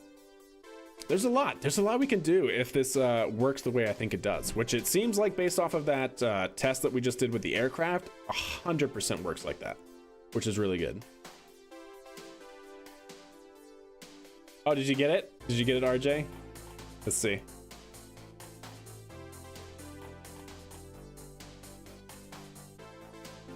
Oh, look at, there it is, chat. Yeah, so that's the camera that we have up there. There you go, you found it. Yeah, not bad. Not too shabby. And I think it's even better now with the camera angle that we have. But anyways, chat, let's go ahead and load up what we got. This should be good as is. And yeah, we'll fly it. Without those cars, the loop runs at 900 nanoseconds, but that causes the PID loop to command the control variables too quickly. Yeah, fair enough. He's running a script that has the script in it. Yes, exactly. Obviously. That's exactly right. Wish it was zoomed in. That's as good as it gets, unfortunately. But yeah. We'll see. Maybe that camera... I do use a different camera, I think, for that, so maybe that one is better. I'm not sure. We'll see. All right, so it should go up to about 5,000 meters, enter a very brief altitude hold after it coasts up to that point, and then it'll kick over, target the pad, move towards the pad, and then it should guide itself to a nice vertical landing here. Ah, reusability. Nice, Nova. There you go.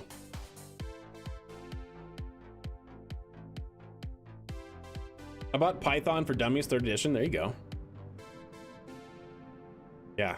Definitely learn by example. If that sort of book gives you a bunch of examples to like start off simple and then grow into more complex systems, that's pretty good.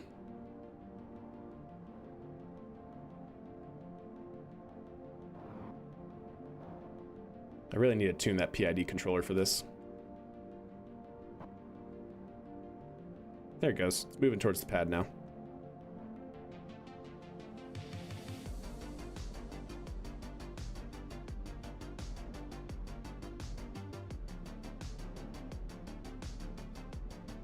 But yeah, see, this is using the game or the Python package's stock autopilot, and this is what it's doing. But if we can actually have better control over that implementation, then it could be better. All right, so engines are off. Now it should start guiding itself towards the pad. There it goes. Using the aerodynamics to fly itself in that direction. You can see the vertical velocity indicator moving towards the pad. And it should start entering its descent here. There it goes. It should now, once it gets below 100, start kicking over. There we go. I actually probably need to have it kick over sooner, but not bad.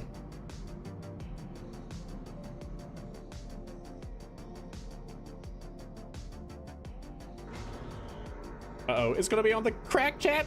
Ah! Oh no! Right on the edge.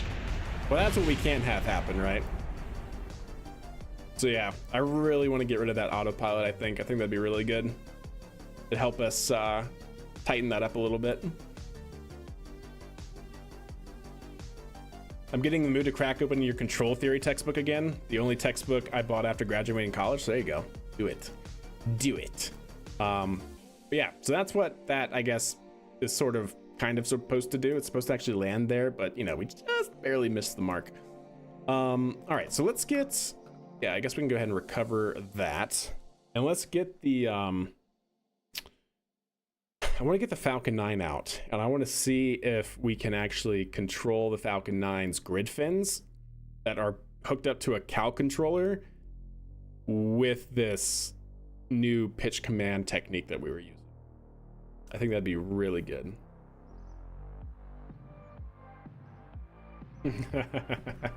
I have an idea, chat. I have an idea. Stand by.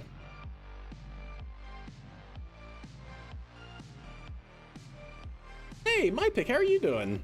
Long time no talk indeed. How are you doing? How you doing, my epic? Hope you're doing good.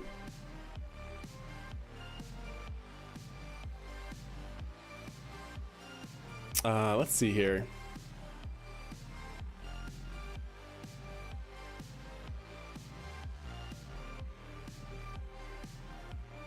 Yeah. Yeah. All right. Yeah, let's do this, chat.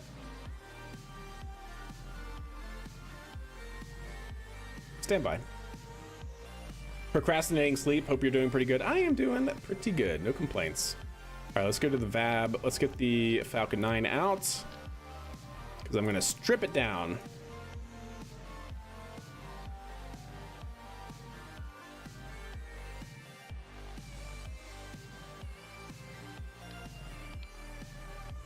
Because I want you.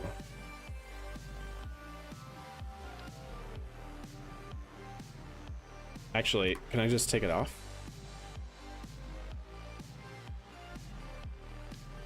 Yes, I can.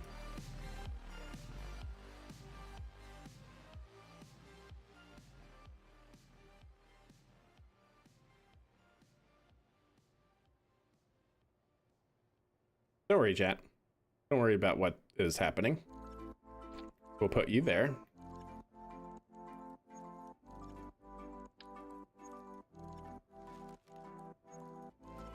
Take you off. Put you here.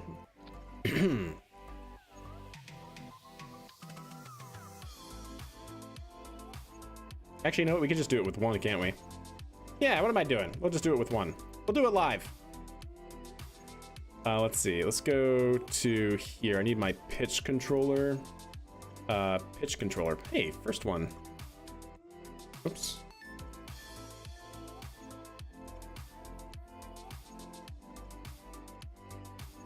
Yep, pitch controller. Take that off cow controller.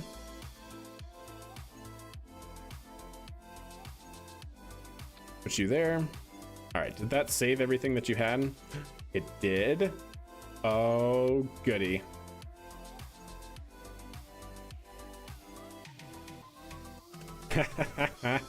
Ah, yes, chat. Oh, it's gonna be good. If this works. If it doesn't work, then I'm gonna be sad, but whatever. Yes, okay, those are the ones I want.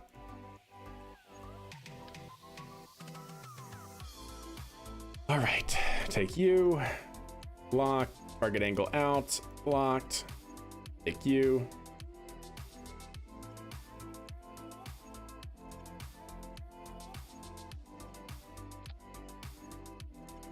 Locked. Target angle out. Locked.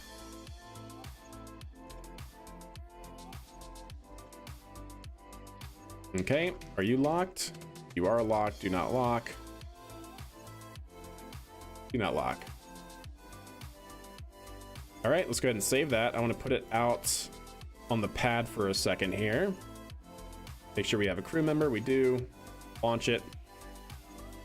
Oh, really? How many parts? Oh, it's because each one of these grid fins, Chad, by the way, is 70 parts. Oh, we're just over. Fine. You know what? We'll put it. We'll switch editor. What can go wrong, right, chat? What can go wrong? Yeah, we did see or I didn't show it on stream, but I saw the KSA stuff. Definitely hopeful. What's the difference between this Python mod and KOS? I've never used KOS a couple years ago. I've only ever used KOS. Same thing. KRPC is KOS, but you can use Python instead of the KOS scripting language, right? You can pretty much do whatever you want, yeah. It's KOS, but use Python or Rust or I think Lua or Ruby. No, I don't think it supports Ruby. C#. It supports a lot of real-world coding program or languages. All right, so that works, chat. All right, so can I take this behemoth?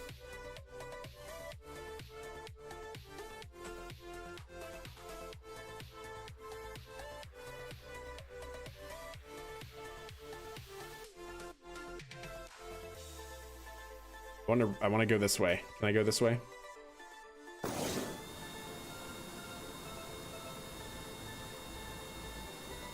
All right, cool. All right, careful, tease it. We're in a rut. That's not great. There we go. All right. Let's see what happens, chat. This is fine. Totally fine. This is normal, chat. This is normal for this aircraft. I might have to consider trying that. Yeah, indeed. All right, there we go. We're up.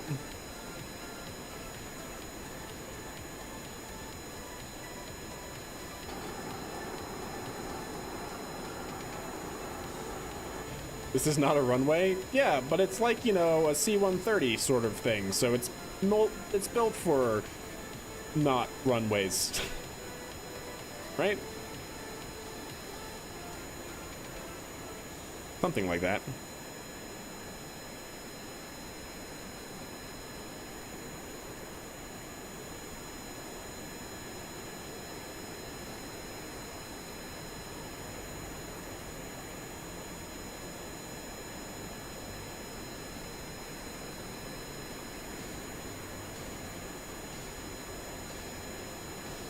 All right, so those are now unlocked. All right, chat, if this works. So if you guys don't know what exactly is going on here, we have a cow controller, right? This cow controller controls the pitch authority, essentially the rotation of these servos. I have bound the play of this cow controller to the W and S key. So when I hit the S key, it deflects down. If I hit the W key, it deflects up, right? I use this in order to actually fly my Falcon 9 analog that we built in the game a long time ago, using stock grid fins and the WSAD keys. I want to see if the stuff that we were just testing, which is essentially using KRPC to basically input into the game an equivalent WSAD QE key input. I want to see if this is actually going to be able to work. Because if so, then that means that our code here will actually be able to fly the Falcon 9 using these grid fins, which would be pretty sweet if that's the case. So anyways, chat, let's go ahead and see. This should be targeting 1,000, right? Yeah, 1,000 meters. Okay. Oh, it doesn't work, chat. Oh, that's so sad. Oh, it doesn't, man. what a bummer. What an absolute bummer. Okay, so we're gonna have to think of a different way. Who needs flaps with grid fins? You're darn right. Ah, I thought this would work. Ah, that's such a shame. Don't worry about the oscillations, chat. It's totally normal.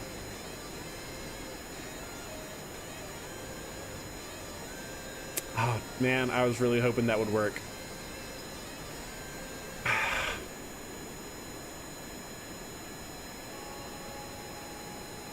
Well, it looks like we're gonna have to do that manually then.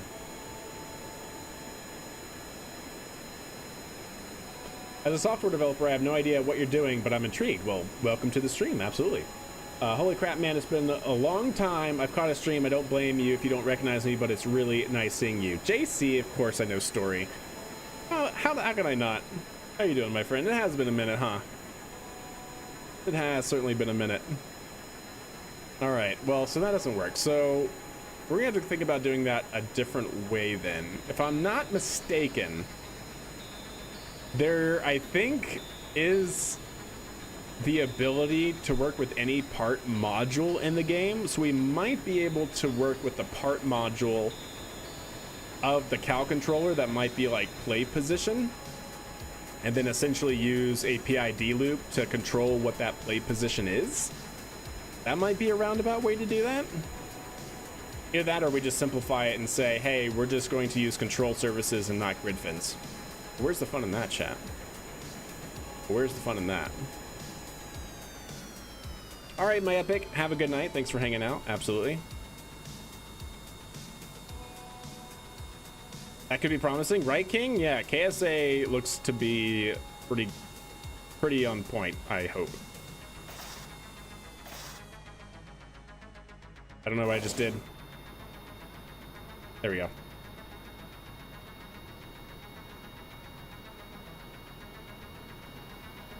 Yeah.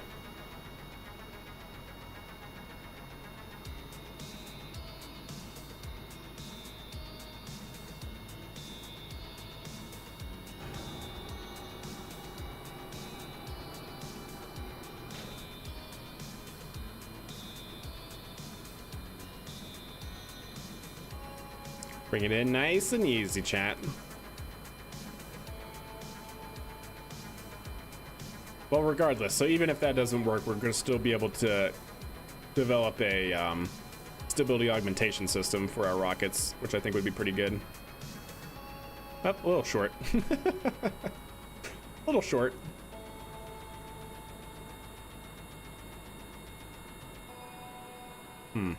Okay. Interesting.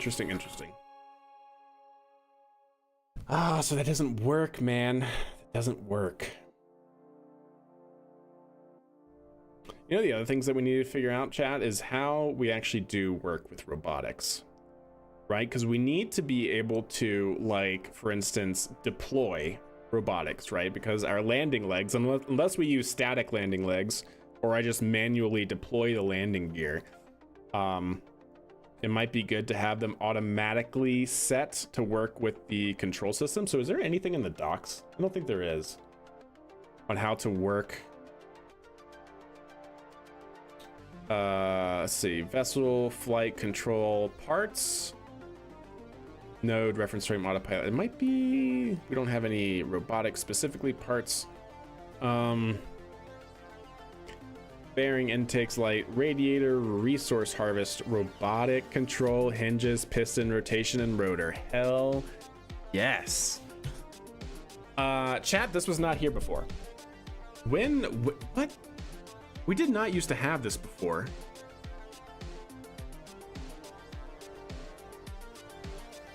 And when I mean we didn't used to have this before, I mean KRPC.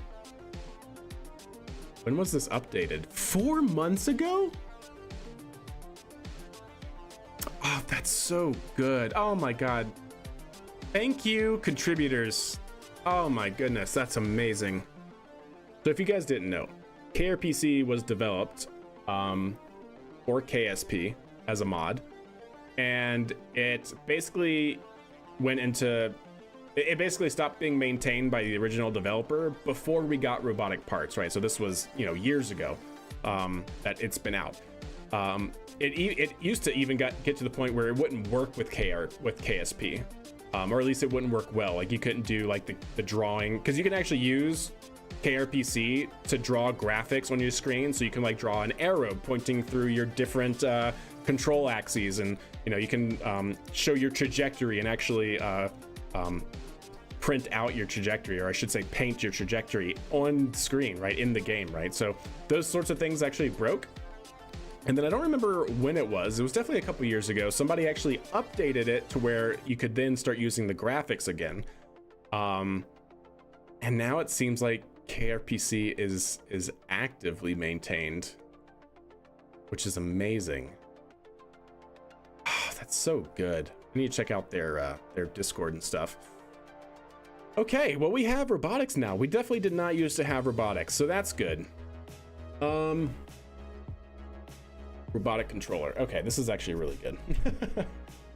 It is an honor that you do to remember me. Honestly, got me through a lot when I didn't have anyone who played games with. You also inspired my love for building military aircrafts. Well, I'm so glad to hear that. Thank you for those amazing kind words, JC. It's good to see you again, man. Yes, has been a minute. So robotic controller obtained by calling, so this is getting the specific parts, has part axes, the axes for the controller. Okay, add axis.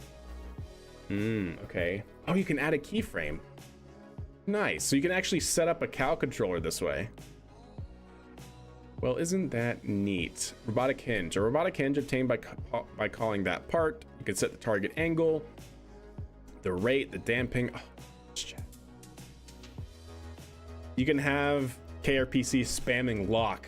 If you guys ever played with the stock game mechanics for the robotics, you should know that when your hinges are under dynamic loads, and they don't have enough like control authority, if you will, to actually stabilize themselves, and they're actually using power to maintain their current orientation, you can't lock them. So quite literally now you can have your KRPC running at, say, 10 hertz, so 10 times a second, just spamming lock on all of your robotic pieces. That's actually really good. Okay. Motor engaged, move home, move hinge to its built position. This is so nice. Same thing with robotic pistons, rotations as well. Chat, you know what this does for us? This unlocks robotic arms. And when I say unlock robotic arms, I mean we could build quite literally a robotic arm that can be controlled with WSAD-QE-H in IJKL keys, which is essentially what they do on the ISS, right? They have controls, a certain amount of controls for up, down, left, right motion, in and out, and that those inputs from the control actually then actuate all the individual rotating actuators on the robotic arm to get to their desired goal. So yeah, we can use like inverse kinematics to do this and actually have all of our motors controlled through KRPC. Yeah, okay. I think somebody did this already. KSP robotics inverse kinematics. I want to say somebody already did this. Yeah. I want to say, look at this.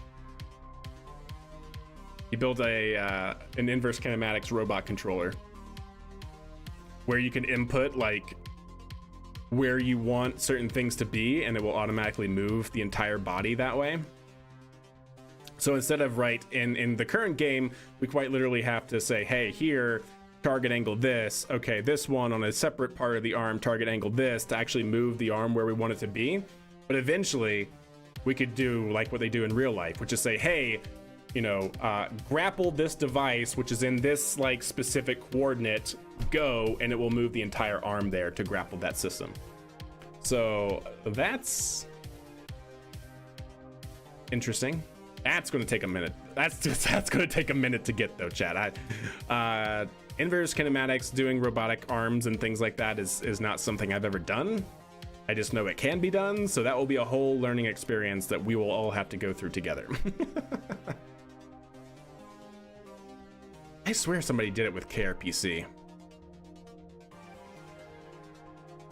KSP mod, inverse kinematics, robot controller. I promise you, I just wish I could, maybe they did it in KOS? I was thinking it was KRPC. Somebody definitely told me about this before though.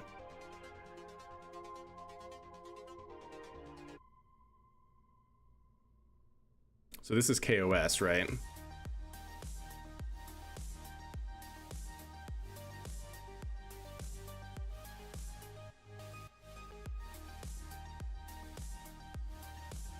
Oh, there we go. I was about to say, I was hoping we could see the whole thing.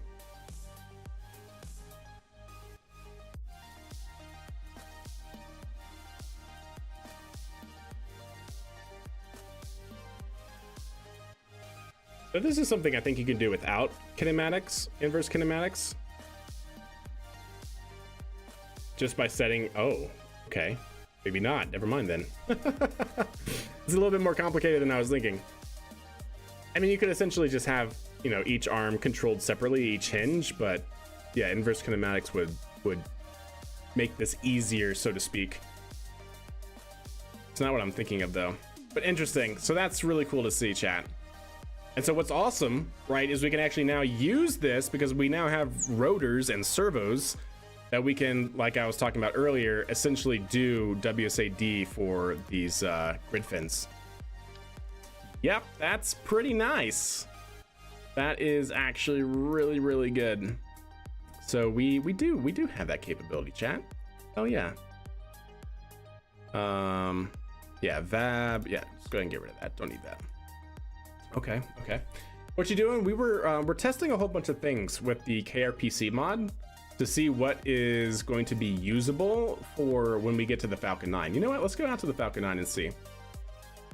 To do that, I have to go into our other save because my current career mode save, we don't have all the parts unlocked to use our Falcon 9, so. Yeah.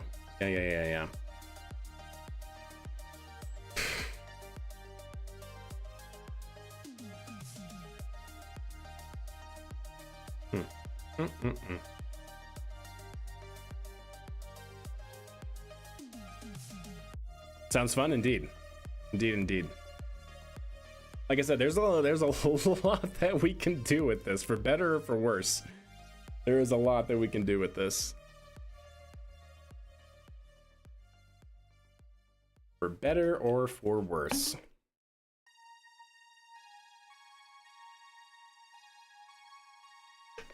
All right. So yeah, we'll go check out our Falcon 9 analog that we have in our other save mode here.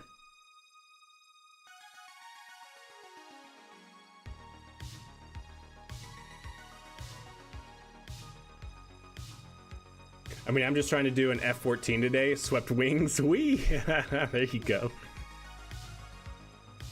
Hey, that's something I've never made in KSP. There you go, man.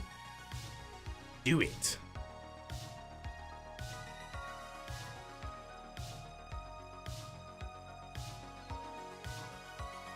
This is a Falcon 9 probe that we already have out here. I don't know if this is something we landed on our last stream or not.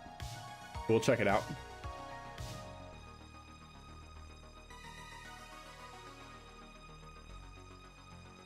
Oh, chat, you know what we also need to do?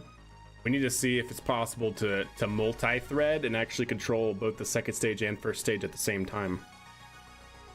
Yeah, if we can implement threading for that, to where we can actually set the second stage control while we're doing our boost back burn, that just improves our chances of actually doing the full thing and getting our second stage into orbit. Oh yeah, this is what we landed before. Yeah, see? This is our Falcon 9 right now. So let's go ahead and recover. And then we'll put out another one and we'll fly it.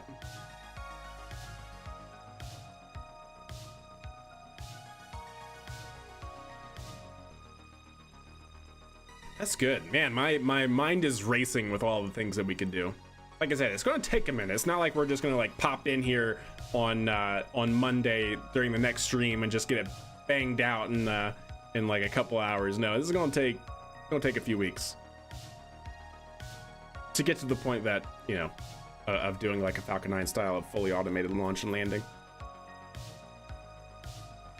So let's get the Falcon 9 Block 7, I believe it's what it's called. Cargo, there it is. Fly it, launch it, there we go.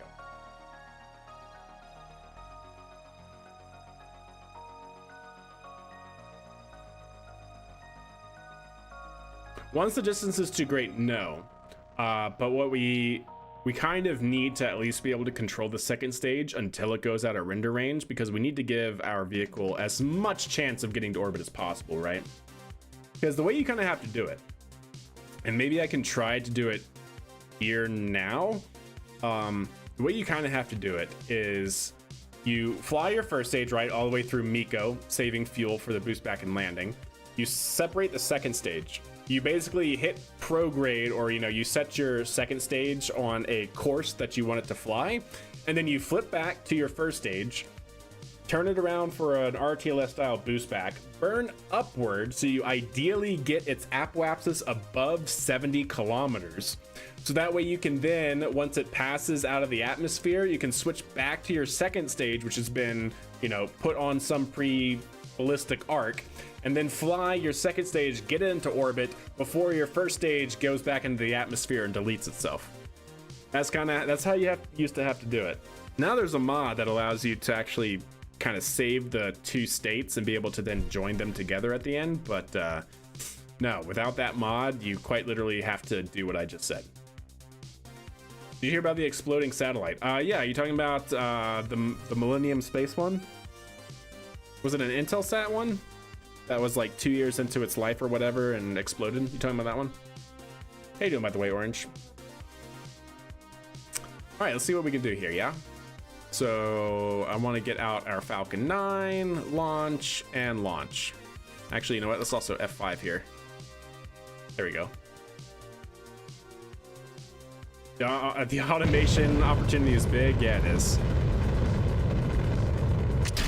There it goes. So again, this is fully automated here using our Python code, entering roll program. It's doing its roll, and it's looking good.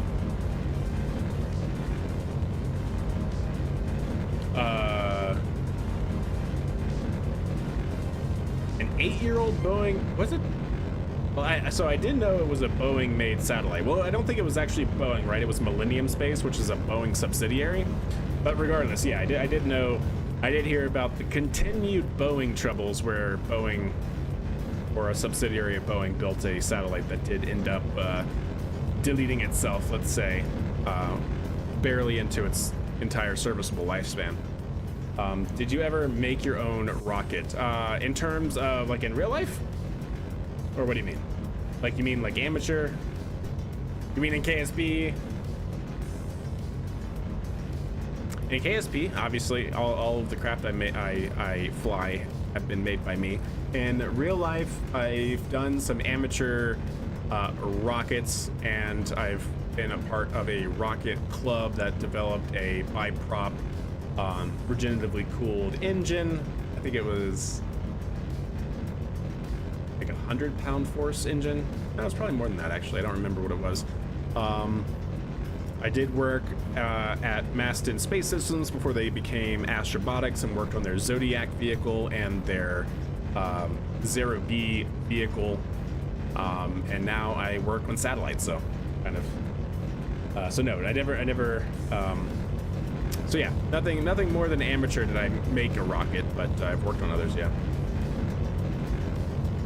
There is Orange. You want the mod called KRPC.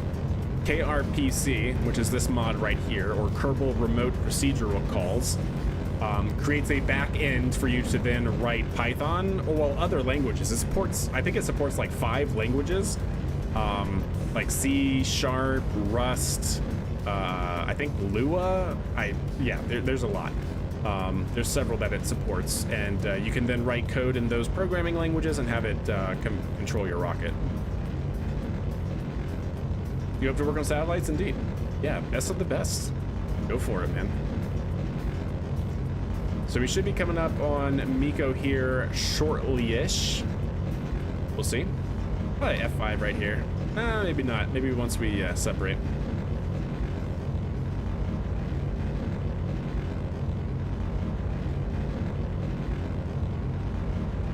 And a Mars helicopter. Well, get off. What are you talking about? Closest I've done is rocket engine and a Mars helicopter. You did helicopters on Mars. I'm pretty sure that's pretty sweet. So yeah, essentially what you have to do here, right? Let's go ahead and shut that off for the second, and we're gonna go ahead and bring this back. So I'm now manually controlling. Whoa, what are you doing? It's a little bit helter-skelter. I guess we're too low in the atmosphere a little bit. So you gotta kind of do that. Put it on a arc that you hope that it can fly to. Before it goes out of range, switch back to your other vehicle.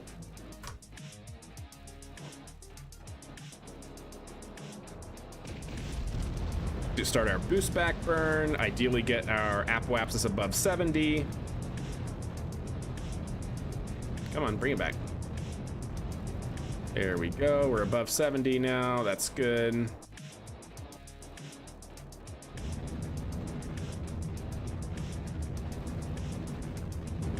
Get back to our map view, see where this is going to take us, try to line it up as best we can.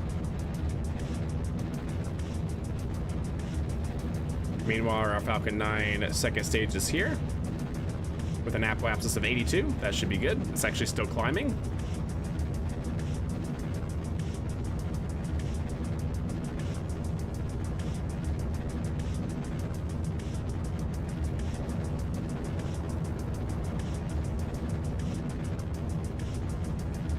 And we'll have a shutdown.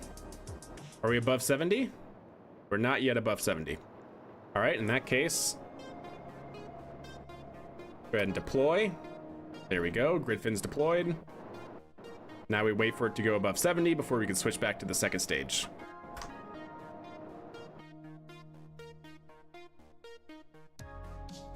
Not at all, Orange, if you're talking about KSP. It's an arcade game at the end of the day. A pretty good simulation. It's an ideal world, let's say that, right? There's no turbulence, there's no wind. I think there might be mods that add that sort of thing in.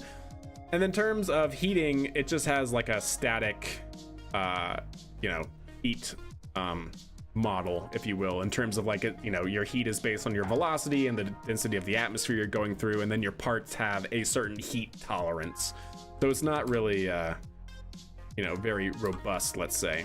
All right, let's go ahead and now switch to our Falcon 9 upper stage.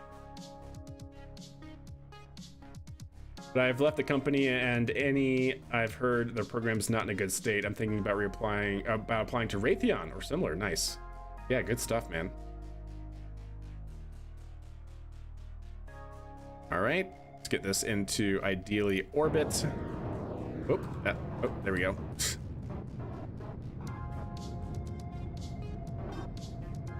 Yeah, I'm just gonna go basically prograde, or probably aim at the horizon rather, so we can get as close to the orbit as we can, ideally. Because what we have to do here, chat, is we have to then go back here. That's our Falcon 9. Set that as our target, and watch that, and make sure it doesn't go below 22 kilometers, or otherwise it deletes itself. So.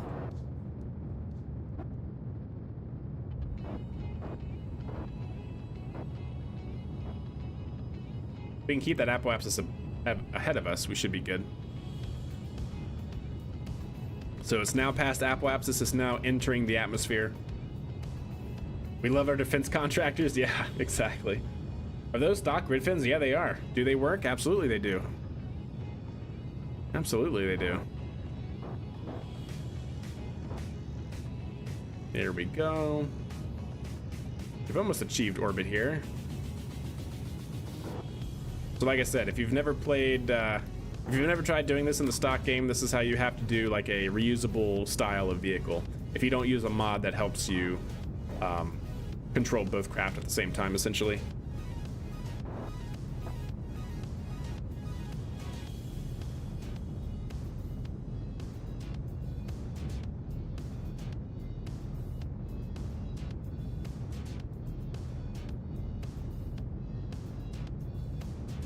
All right, that's should be good enough. Switch back.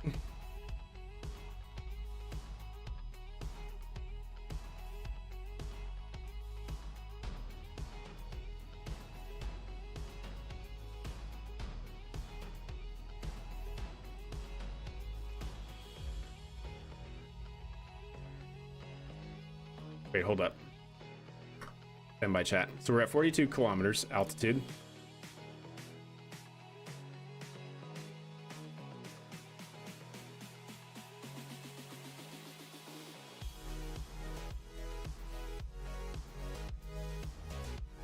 Okay. Interesting.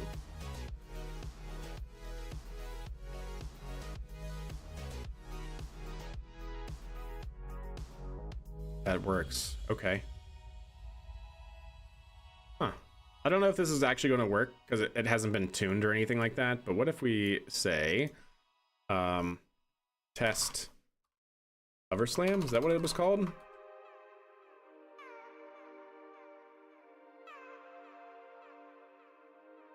One word.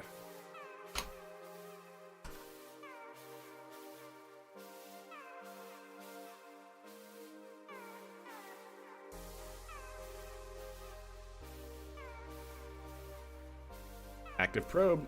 Oh no, it switched to the second stage. Stop it. All right, that's a problem. I forgot I was going to do that. I forgot I was going to do that, chat. Stand by. Gosh dang it, I forgot I was going to do that, man. Do we have time? Do we have time? Configure vessel naming. Stop. Stole. Ship. Accept. There we go. Map. Map view. Switch to. Back here. If it does it again, I'm going to be really upset. We'll just have to revert and do it manually at that point.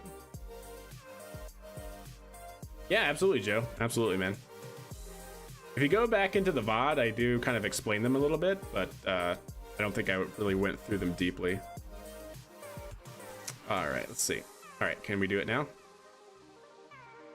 Yes, yes we can. Okay, perfect. Now if we come into here, I need the master controller, yaw controller, pitch controller, master controller, bring that down. There we go. Nice.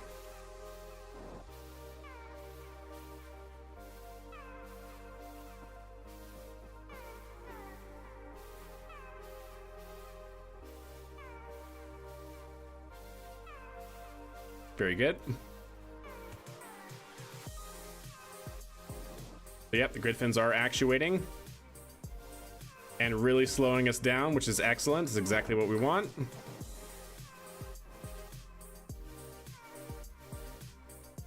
We gotta get there, chat. I don't know if we're gonna have enough.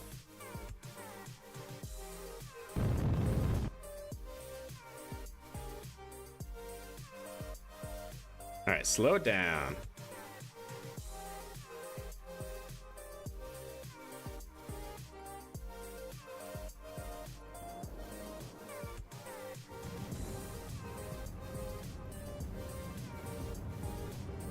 Not gonna have enough, chat. That's okay.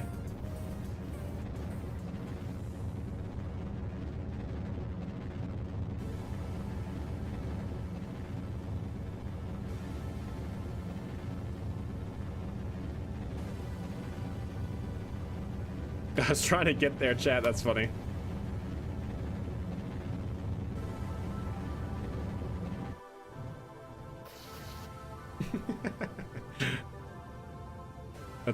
That's so funny. So it is actually trying to make it there. I didn't get it close enough though.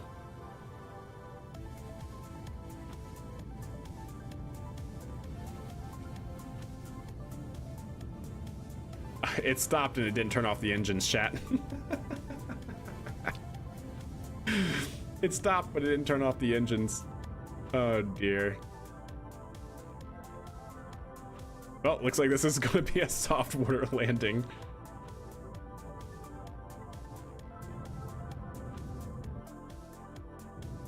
How soft? I don't know.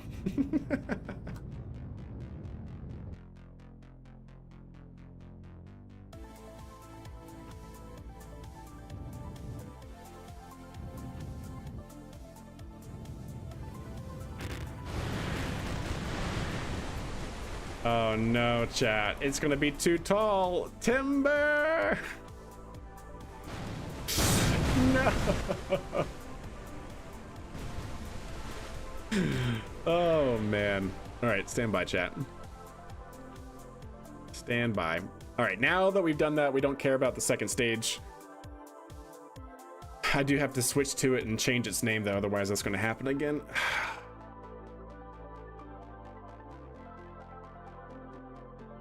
And we need to add something here. I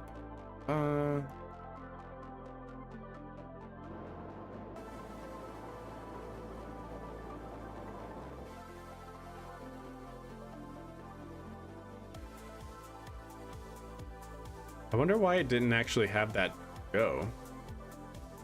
That's weird. It is there, but it didn't actually happen. Huh.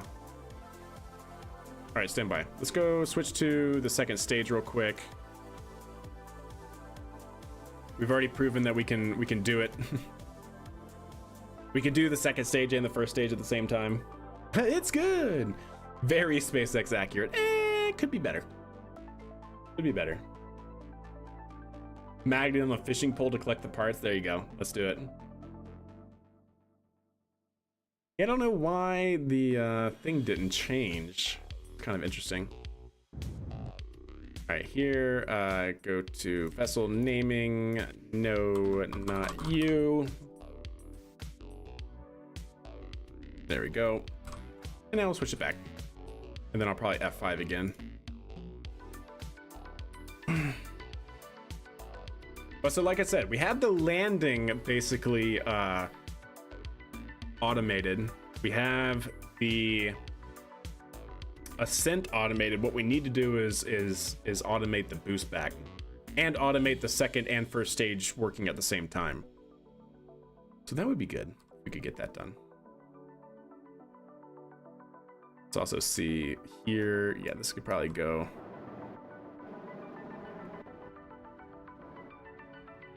A little bit more inward like that. Okay.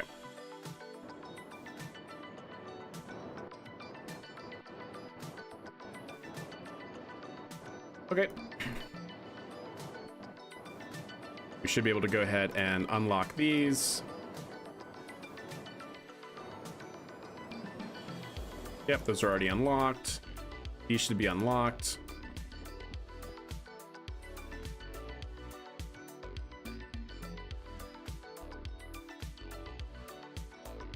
Yep, very good. Okay.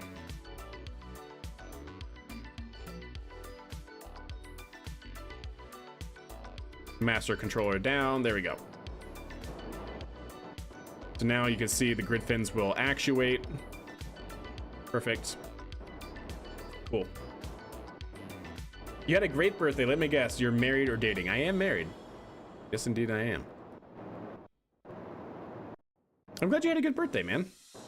My birthday is coming up here very soon. Myself. Be hitting the 3-1, the 1-3. I've been hitting the 3-1. You're still single? Hey, there's somebody out there for everyone. I know it's difficult though. I know it's rough out here. KSP and Python, you have my attention. Well, welcome, Rob. How are you doing? Speaking of that, let me, you know what? Pause this, chat. I want to update this. I think I want to have control over the vehicle for now because we got to tune this. This is the automated landing guidance here. And I think I want to not have autopilot engaged. And so that should be something very easy to do. Wherever it is, there it is. Make sure that that is turned off. If we turn that off, then I should maintain manual control of the attitude to help us fly back towards the landing zone. And then this code will be automating the hover slam burn. That I think should be good. And we'll test that here real quick to make sure that that is in fact working as intended. So it's calculating. Yep, and autopilot is off. Good. All right, so I have manual control over the vehicle to help us kind of steer it in, and then the code should be controlling the propulsion, the throttle. We got to kind of tune the guidance algorithm a little bit, I think. It's not quite good enough, but we'll get there. All right, looking good. So we'll go ahead and call that right about there. We'll hold that attitude for a moment. That's the landing zone that we want right there. Hopefully KSA is in at least early access before the next Artemis mission. That'd be nice. That'd be nice. I got to learn to drive or move to the city. Oh, you have to learn to drive or move to the city. Yeah. Yes, indeed. Gotta meet people and all that silly normie stuff, you know? Wonder if there's any silly ways to create radar in KSP. Interesting. I guess you could create some sort of like radar sensor, yeah. Because we essentially have a radar, right? Like the game knows your altitude, right? Because you know your altitude in game. So you would just create a radar sensor model that would take in the reading, right, and maybe add noise and maybe drift bias and things like that, like a real radar system actually has. So yeah, you could definitely do it. You could fudge it, add basically take your mean altitude and add noise and things like that.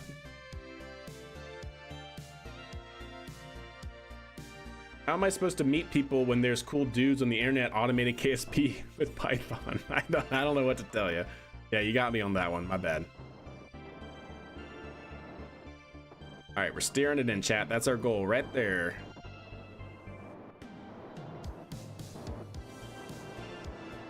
See, the stock grid fins are actually working. I love these grid fins, man. We did a good job on them. There we go. Steering us in. Remember, Python should be automating our hover slam. Oh, okay. It felt like it needed to turn on for a second. Not a problem. Now we're slowing down. Probably need to safe it for a little bit longer, but no worries. Basically have the throttle not engage until we're below, say, like 3,000 meters or something.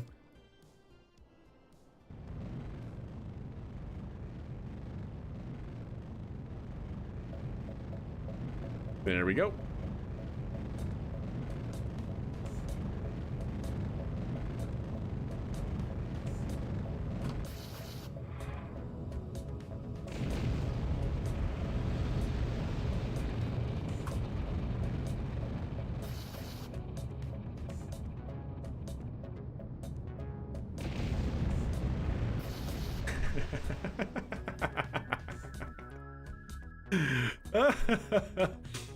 All right, well, hey. Oh, one of the landing gears didn't lock, chat. Oh, this thing is wild. I like it. Oh, there finally goes the last of the landing gear. The landing gear, for whatever reason, chat, just cannot do it. We have the force there, which is fine. I'm sorry. The robotic parts, just for whatever reason, cannot seem to do it very well. Because we do have the landing gear overclock. Yeah, it's just not able to lock. And this is continuously rolling. This is my like lock spam, landing gear lock spam. To where if you open this up, it basically has a whole bunch of keyframes that it tries to lock the robotic parts. But unfortunately, that still doesn't happen all the time. It also wasn't a great landing. We can do it one more time. I think we can do it one more time. Call him the Octo Grabber, indeed. Good suspension. Very good suspension, yeah. Yeah, I get you, Andy. Yeah, that makes things tough for sure, 100%. I understand that. It's so interesting how SpaceX renamed Suicide Burn to Hover Slam and the new term has really taken hold. I kind of want to say it's always been the correct term. It's just, you know, you know, Suicide Burn has such a negative connotation to it, as in like, yeah, if you don't hit it, you're committing suicide. That's not great, you know. It's not a great name to have. Switch to. Cannot switch while, oh, did I forget to F5? I guess I forgot to F5 again. Son of a, I have to do all this over again. Come on, just let me switch. Just let me switch. Just let me switch. Just let me switch. Please. Please. Really? How about now? No? There we go. Okay.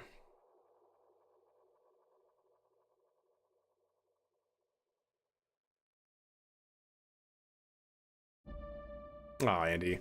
Don't say that. Don't say that, man. Can't beat yourself down. Can't do it. All right, let's see if we can get this thing back and landed. We're gonna go ahead and do that. We're gonna go ahead and do parts. I want to wait, where's,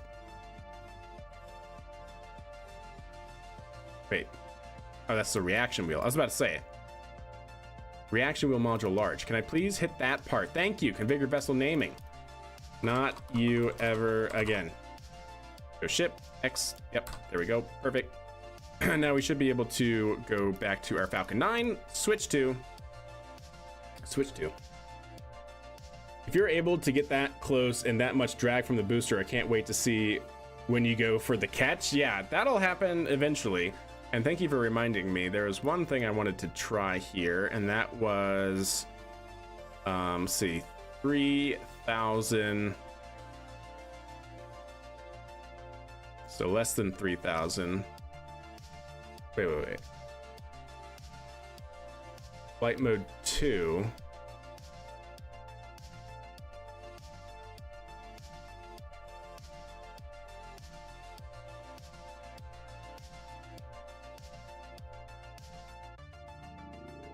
Standby chat. I want to see less than 3,000. When do we start burning in that little bit that we do? Let's do a search for throttle. So we have here. So is it that one? Oh, it's this one. Less than 8,000. Yeah, no, let's move that to 3,000. Because we definitely slow down. Yeah, maybe even 2,000. We shouldn't ever have to burn before 2,000 meters, 2 kilometers altitude. There we go. Okay, that should be better. That should be better. All right, let's make sure we unlock the landing gear here. Make sure they're all unlocked. Perfect. Grid fins there. We're going to go ahead and F5 again so we can come back to this point if we choose. All right, very good.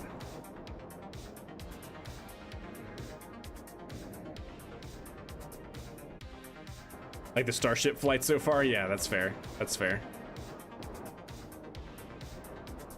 But are you going to make a more slick design and lower costs for the booster? Probably not. I really like the grid fins. The stock grid fins look. Now the other thing is, like, you know, we could just go the Blue Origin route and just have the control surfaces. That's probably what I'm going to end up doing for my actual career mode rockets, because I think my career mode rockets are more New Glenn style of rocket anyways than Falcon 9. So we would probably do something like that, maybe. If that makes sense. I want this one, master OBC down, yeah. That's probably what I would do. But we would do this for the fun of it, so we can actually have a Falcon 9 style of landing. The variable sweep works too. Heck yeah, it does. That's awesome. That's actually really good. Heck yeah. Good on you.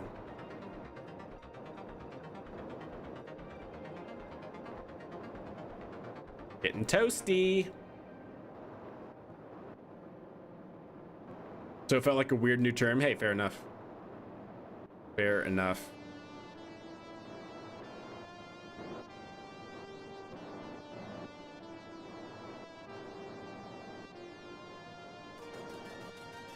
You love the business end of the Nuglin? Yeah, indeed. Yeah, I get you. Yeah, see, there we go. Now we're not burning our engines immediately here. All right, come on, Gridfins, do your work. There it goes. We're doing it, chat. See, look at that. Look at all that lift. The purple is lift from the Gridfins.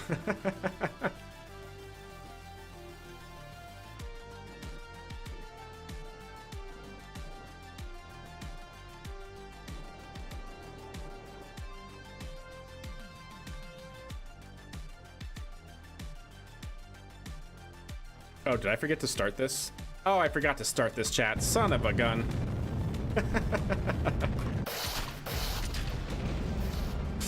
No. I forgot to start my code. Unbelievable. Gosh dang it, chat. I was even thinking, I was like, wow, this is really delayed in its burn start. Yeah, for good reason, Rocket Guy. Way to go. Way to go, bud. Your attention to detail. A little more slammed than hovered that time. Yeah, it's true. Oh, no, Andy. No. You gotta look on the bright side of things, the silver lining, right? Which again, I know is way easier said than done. I've been there, I know it. All right, let's do this. Nope, come back. Yeah, you, there you go. Nope, stop, please. There we go. Okay. Yeah, rip indeed.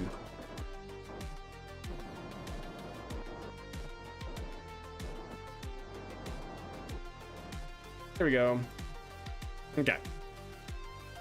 So if you wanted to see how these are made, Joe, there are a bunch of crisscross patterned thermometers, and then I have 4 of these type B blades, and it's the blades, right, the propeller blades that actually create the lift, and then I use the decoupler and of course the hinge to create drag. So that's what a Gridfin does. It creates drag, and it also creates good lift qualities at supersonic and I guess at hypersonic flight as well.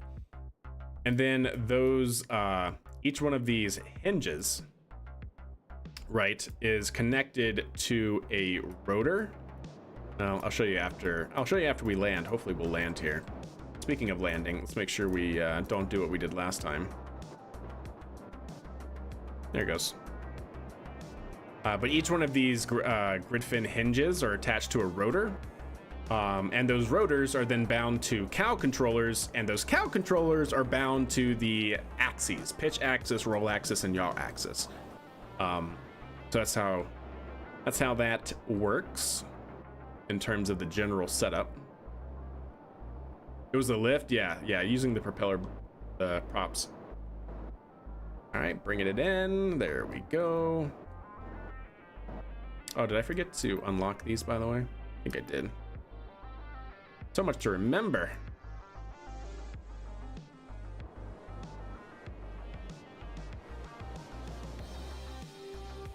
All right, booster is flying in, chat. Honestly, Terrace, just for the looks. Purely function, or sorry, purely fashion.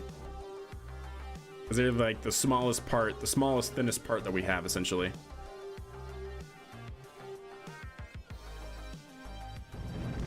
There we go. Landing burn has begun.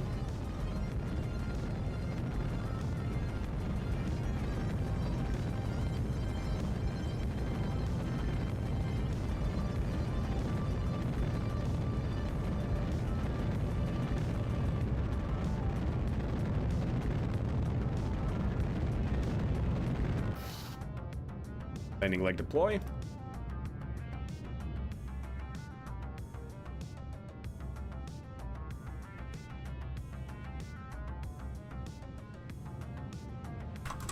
No, no, please. I keep forgetting to turn the engine off. Ah, I hate it, chat. I hate it. Oh. I keep forgetting to turn the engine off. Let me see here, chat. What are we at? 66 meters is that. How do I want to do this? I need to figure out... Oh, wait, actually. We have it here. Oh, that would be so good if we have it here. Falcon 9. Altitude, altimeter offset. We have that here, right? Altimeter bias, 116. If we're at 116... No, that's at the very top, though. I gotta figure out an automated way to turn off the engines. Because I don't know why. This right here should work. And I don't know why it doesn't. Which part? This right here. I basically say when vessel.situation does not equal the status. But while it doesn't equal the status, right? Wait, do I actually have shutdown engines? Is that why? Wait. Oh my gosh, is this why I don't actually have...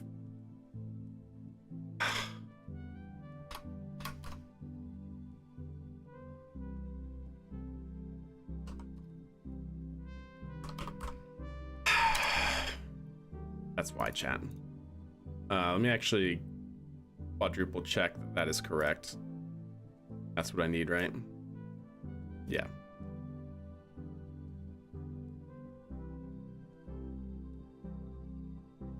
Because I don't actually cut the throttle. That's why, chat. Unbelievable. I swear, chat. Coding. There's too many things.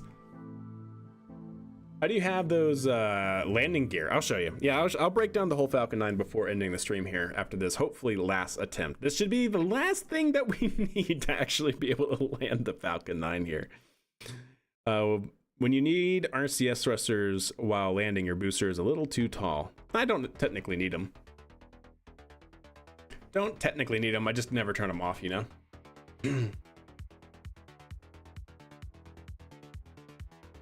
Alright, so that's good, perfect.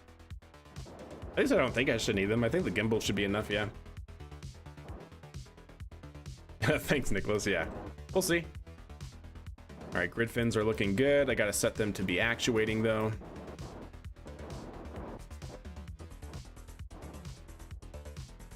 Set that control priority to 1. There we go.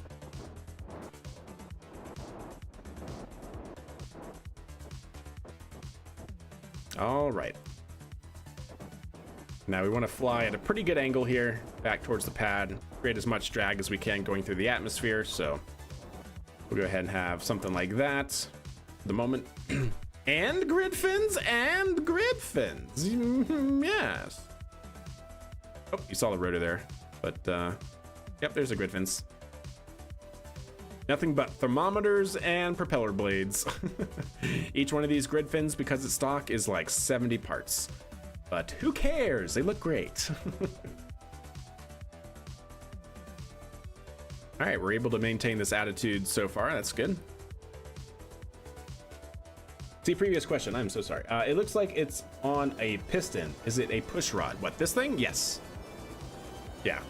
When I hit the action group to separate my second stage from my first stage, this actuates and pushes the second stage out. Just like the real Falcon 9, yeah, it uses a push rod. So this pushes on the engine bell of the second stage.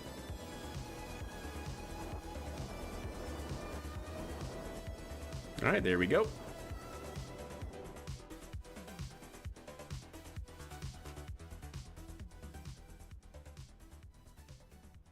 Gotta tease it.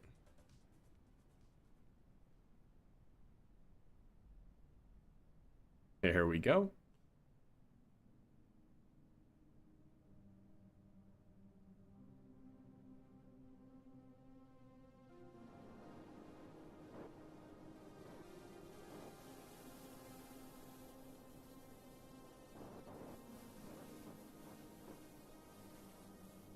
Look at the grid fins go. Oh, gosh, dang it, Chad, I didn't. There's too many things. There's too many things. It's been a long day. Okay, I forgot to start this. Oh my god, I'm so out of it, chat.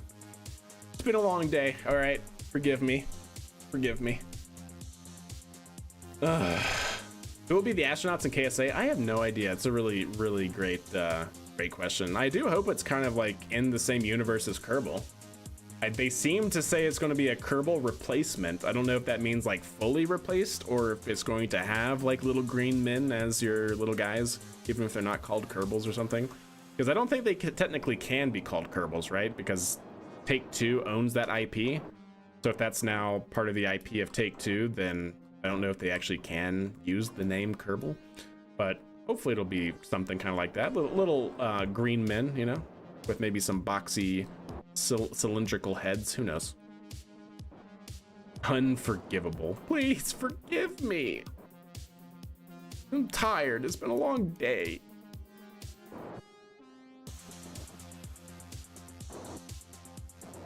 All right, there we go.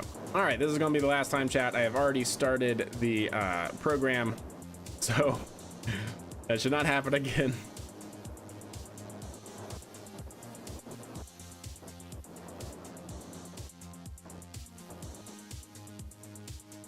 Okay, and we'll leave it right there as we fly this booster back. I will wait till it's done. Yeah, 100%. I hear you.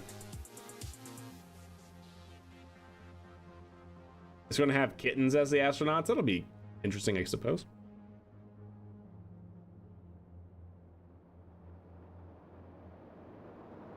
Yeah, exactly, Karavek. I heard the same thing. That, yeah, technically Take-Two could sell them the IP, but probably not for any reasonable amount since they're a multi-billion-dollar company.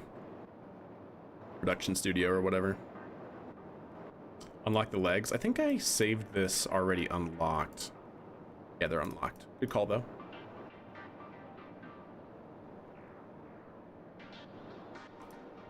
All right, tease it. What you need, Nicholas? What can I help you with? All right, we're getting there. We're getting there. You need to learn it, or is it, or it's came to another person to do it? So there is a mod called KRPC.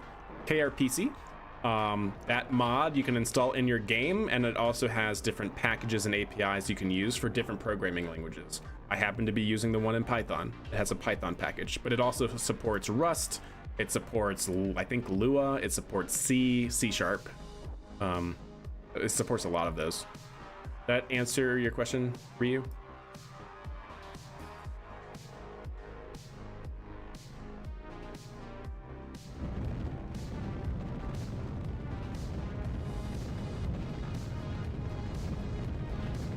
All right, there we go.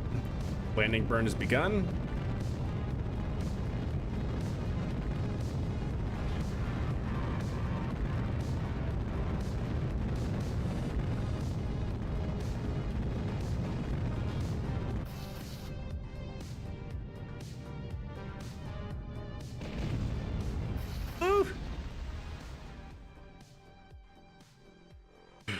The landing gear didn't lock, chat. Son of a gun, the landing gear didn't lock.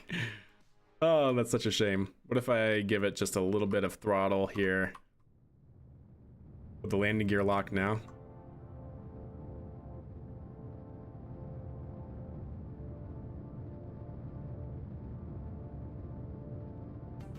Oh, I think the landing gear locked now. Yeah, there we go. Landing gear locked. First try, chat. KRPC. Missed the tank farm. Yeah, we missed the tank farm. 100%. You really had a great one. I'm glad, Andy. That's awesome, man. Check yo staging. Always gotta check yo staging. But hey, there we go, chat. So that's the Falcon 9 that we built in game, right? But what we need to do now is, well, a lot of things. We gotta do a lot of things. You know what I should honestly do over the weekend is just like create a to-do list for us so we can start hashing it out one by one. Because today has been great. We've been testing a lot of the different APIs and control, things that we have at our disposal through the KRPC mod. So we know what we can do and what we can't do. I really want to, I think, first look at multi-threading so we can actually control the second stage and the first stage at the same time. That should be possible, but I want to test it. The other thing we got to do is develop our stability augmentation system, our own basically flight controller. Yeah, I want to build our own flight controller, and then we got to build a predictor that's going to basically be our prediction or our navigation system for doing the boost back burn. Because we basically need to, as we're doing our boost back burn, look at our trajectory and see where our basically impact point, how close it is relative to our targeted landing zone. So we have to build a predictor for that, navigation for that, probably implement proportional navigation or proportional integral navigation for that. Oh god, there's so many things, chat, to actually be able to do a full automated launch and landing. But I think we can do it. It's going to take a minute though. It's going to take a minute. But the other thing, right, is that we go back out to what I want to do is actually do all of it in our career mode. Although we can definitely play around in this other save where we have a Falcon 9. Async IO is probably easier than multi-threading. I don't know. I don't know how the game would handle that, Rob. That's my question.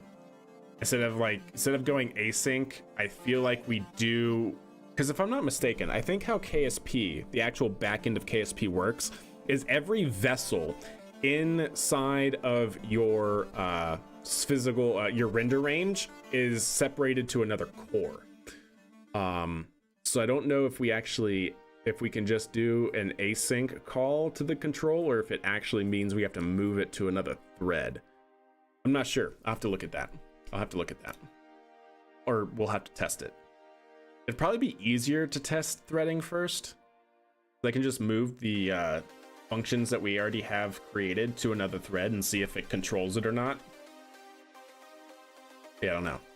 But I want to do all of this in this save, which is our quote-unquote hardcore career mode, and probably develop our rockets that we already have to be reusable, which is basically what Falcon 9 did, right? Falcon 9 started off as an expendable launch vehicle. They kept iterating over that family of designs to what we had, Falcon 9 full thrust, well, I should say Falcon 9 version 1.1, and then full thrust, getting into reusability. I want to do that same thing here with these rockets.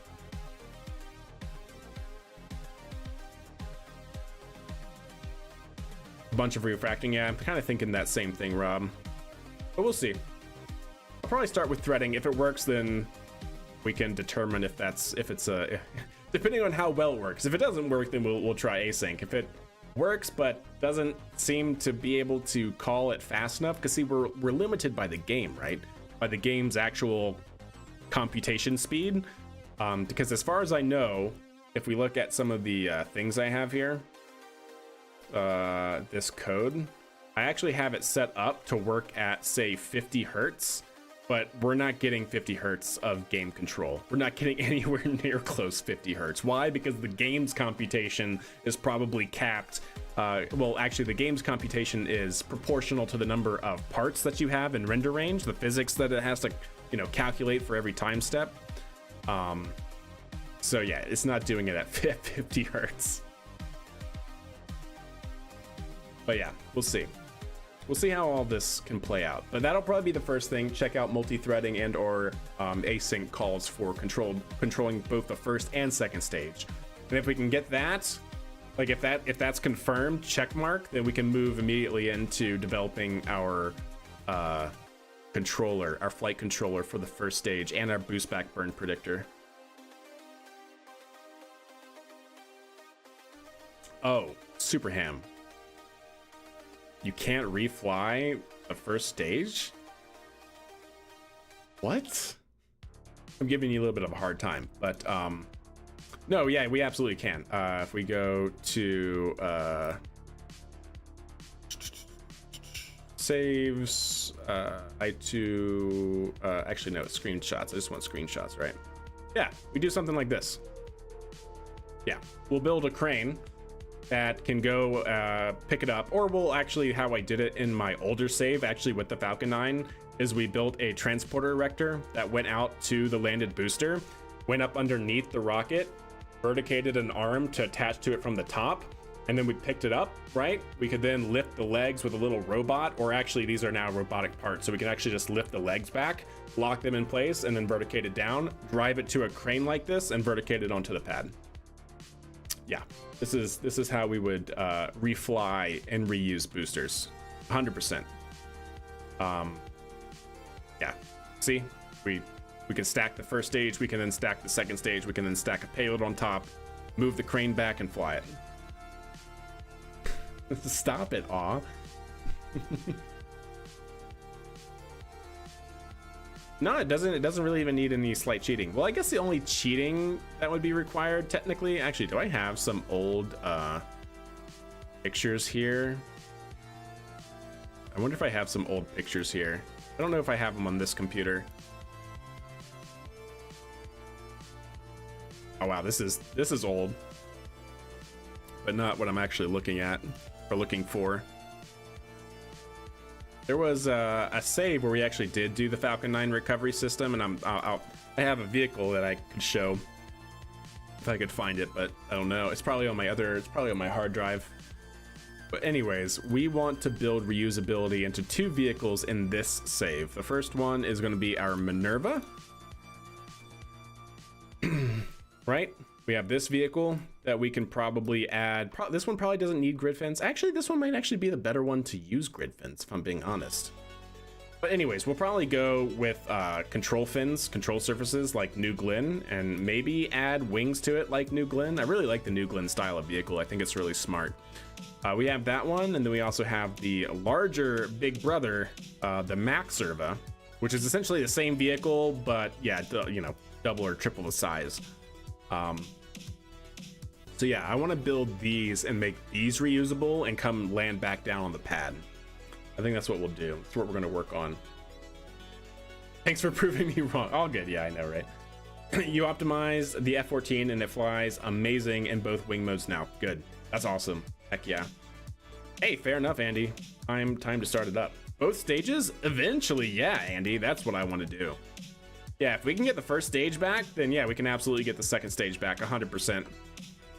It's not a bad idea. I wasn't really thinking about that immediately, but yeah, 100% Andy. Yeah, we would do that. Anyways, I think that's where we're going to have to leave it for the evening, chat. I hope you guys enjoyed the stream, but we are going to have to call it quits there for now. It's been a long day. I need to get sleep. As you can clearly see, I'm like at my wit's end. But yeah, no, this is good. We did a lot of testing with KRPC. We figured out certain things that are going to work and certain things that are going to need a little bit of thinking around. We also inadvertently built an altitude autopilot controller for our aircraft, so that's cool. But yeah, chat, so next stream might be Sunday. I'll let you guys know if I'm going to be streaming. But otherwise, I will be back here on Monday at 7 p.m. Eastern time. Actually, no, wait, no, I will not be here on Monday. That's my birthday, so I will not be here on Monday. So I will see you guys otherwise on Wednesday of next week. So yeah, that'll be the next stream. It'll probably be on next Wednesday if it isn't this upcoming Sunday. Have you thought about limiting the minimum thrust percentage to be more realistic? Yes, Nicholas. I would actually probably like to do that as well, honestly. We can now do that very easily with automated control. Yeah, that's actually not a bad idea, Nicholas. But anyways, chat, have a wonderful night. Hope you guys enjoy your weekend. All the craziness of next week. What's up, Nezo? How are you doing? Happy birthday. Well, much love to you, Captain Failure. Thank you. Good stream. Thank you, King. I'm glad you enjoyed it. But yes, that's going to do it. Have a wonderful evening. I'll see you guys next week, if not Sunday. And yeah, we'll be back at automating KSP.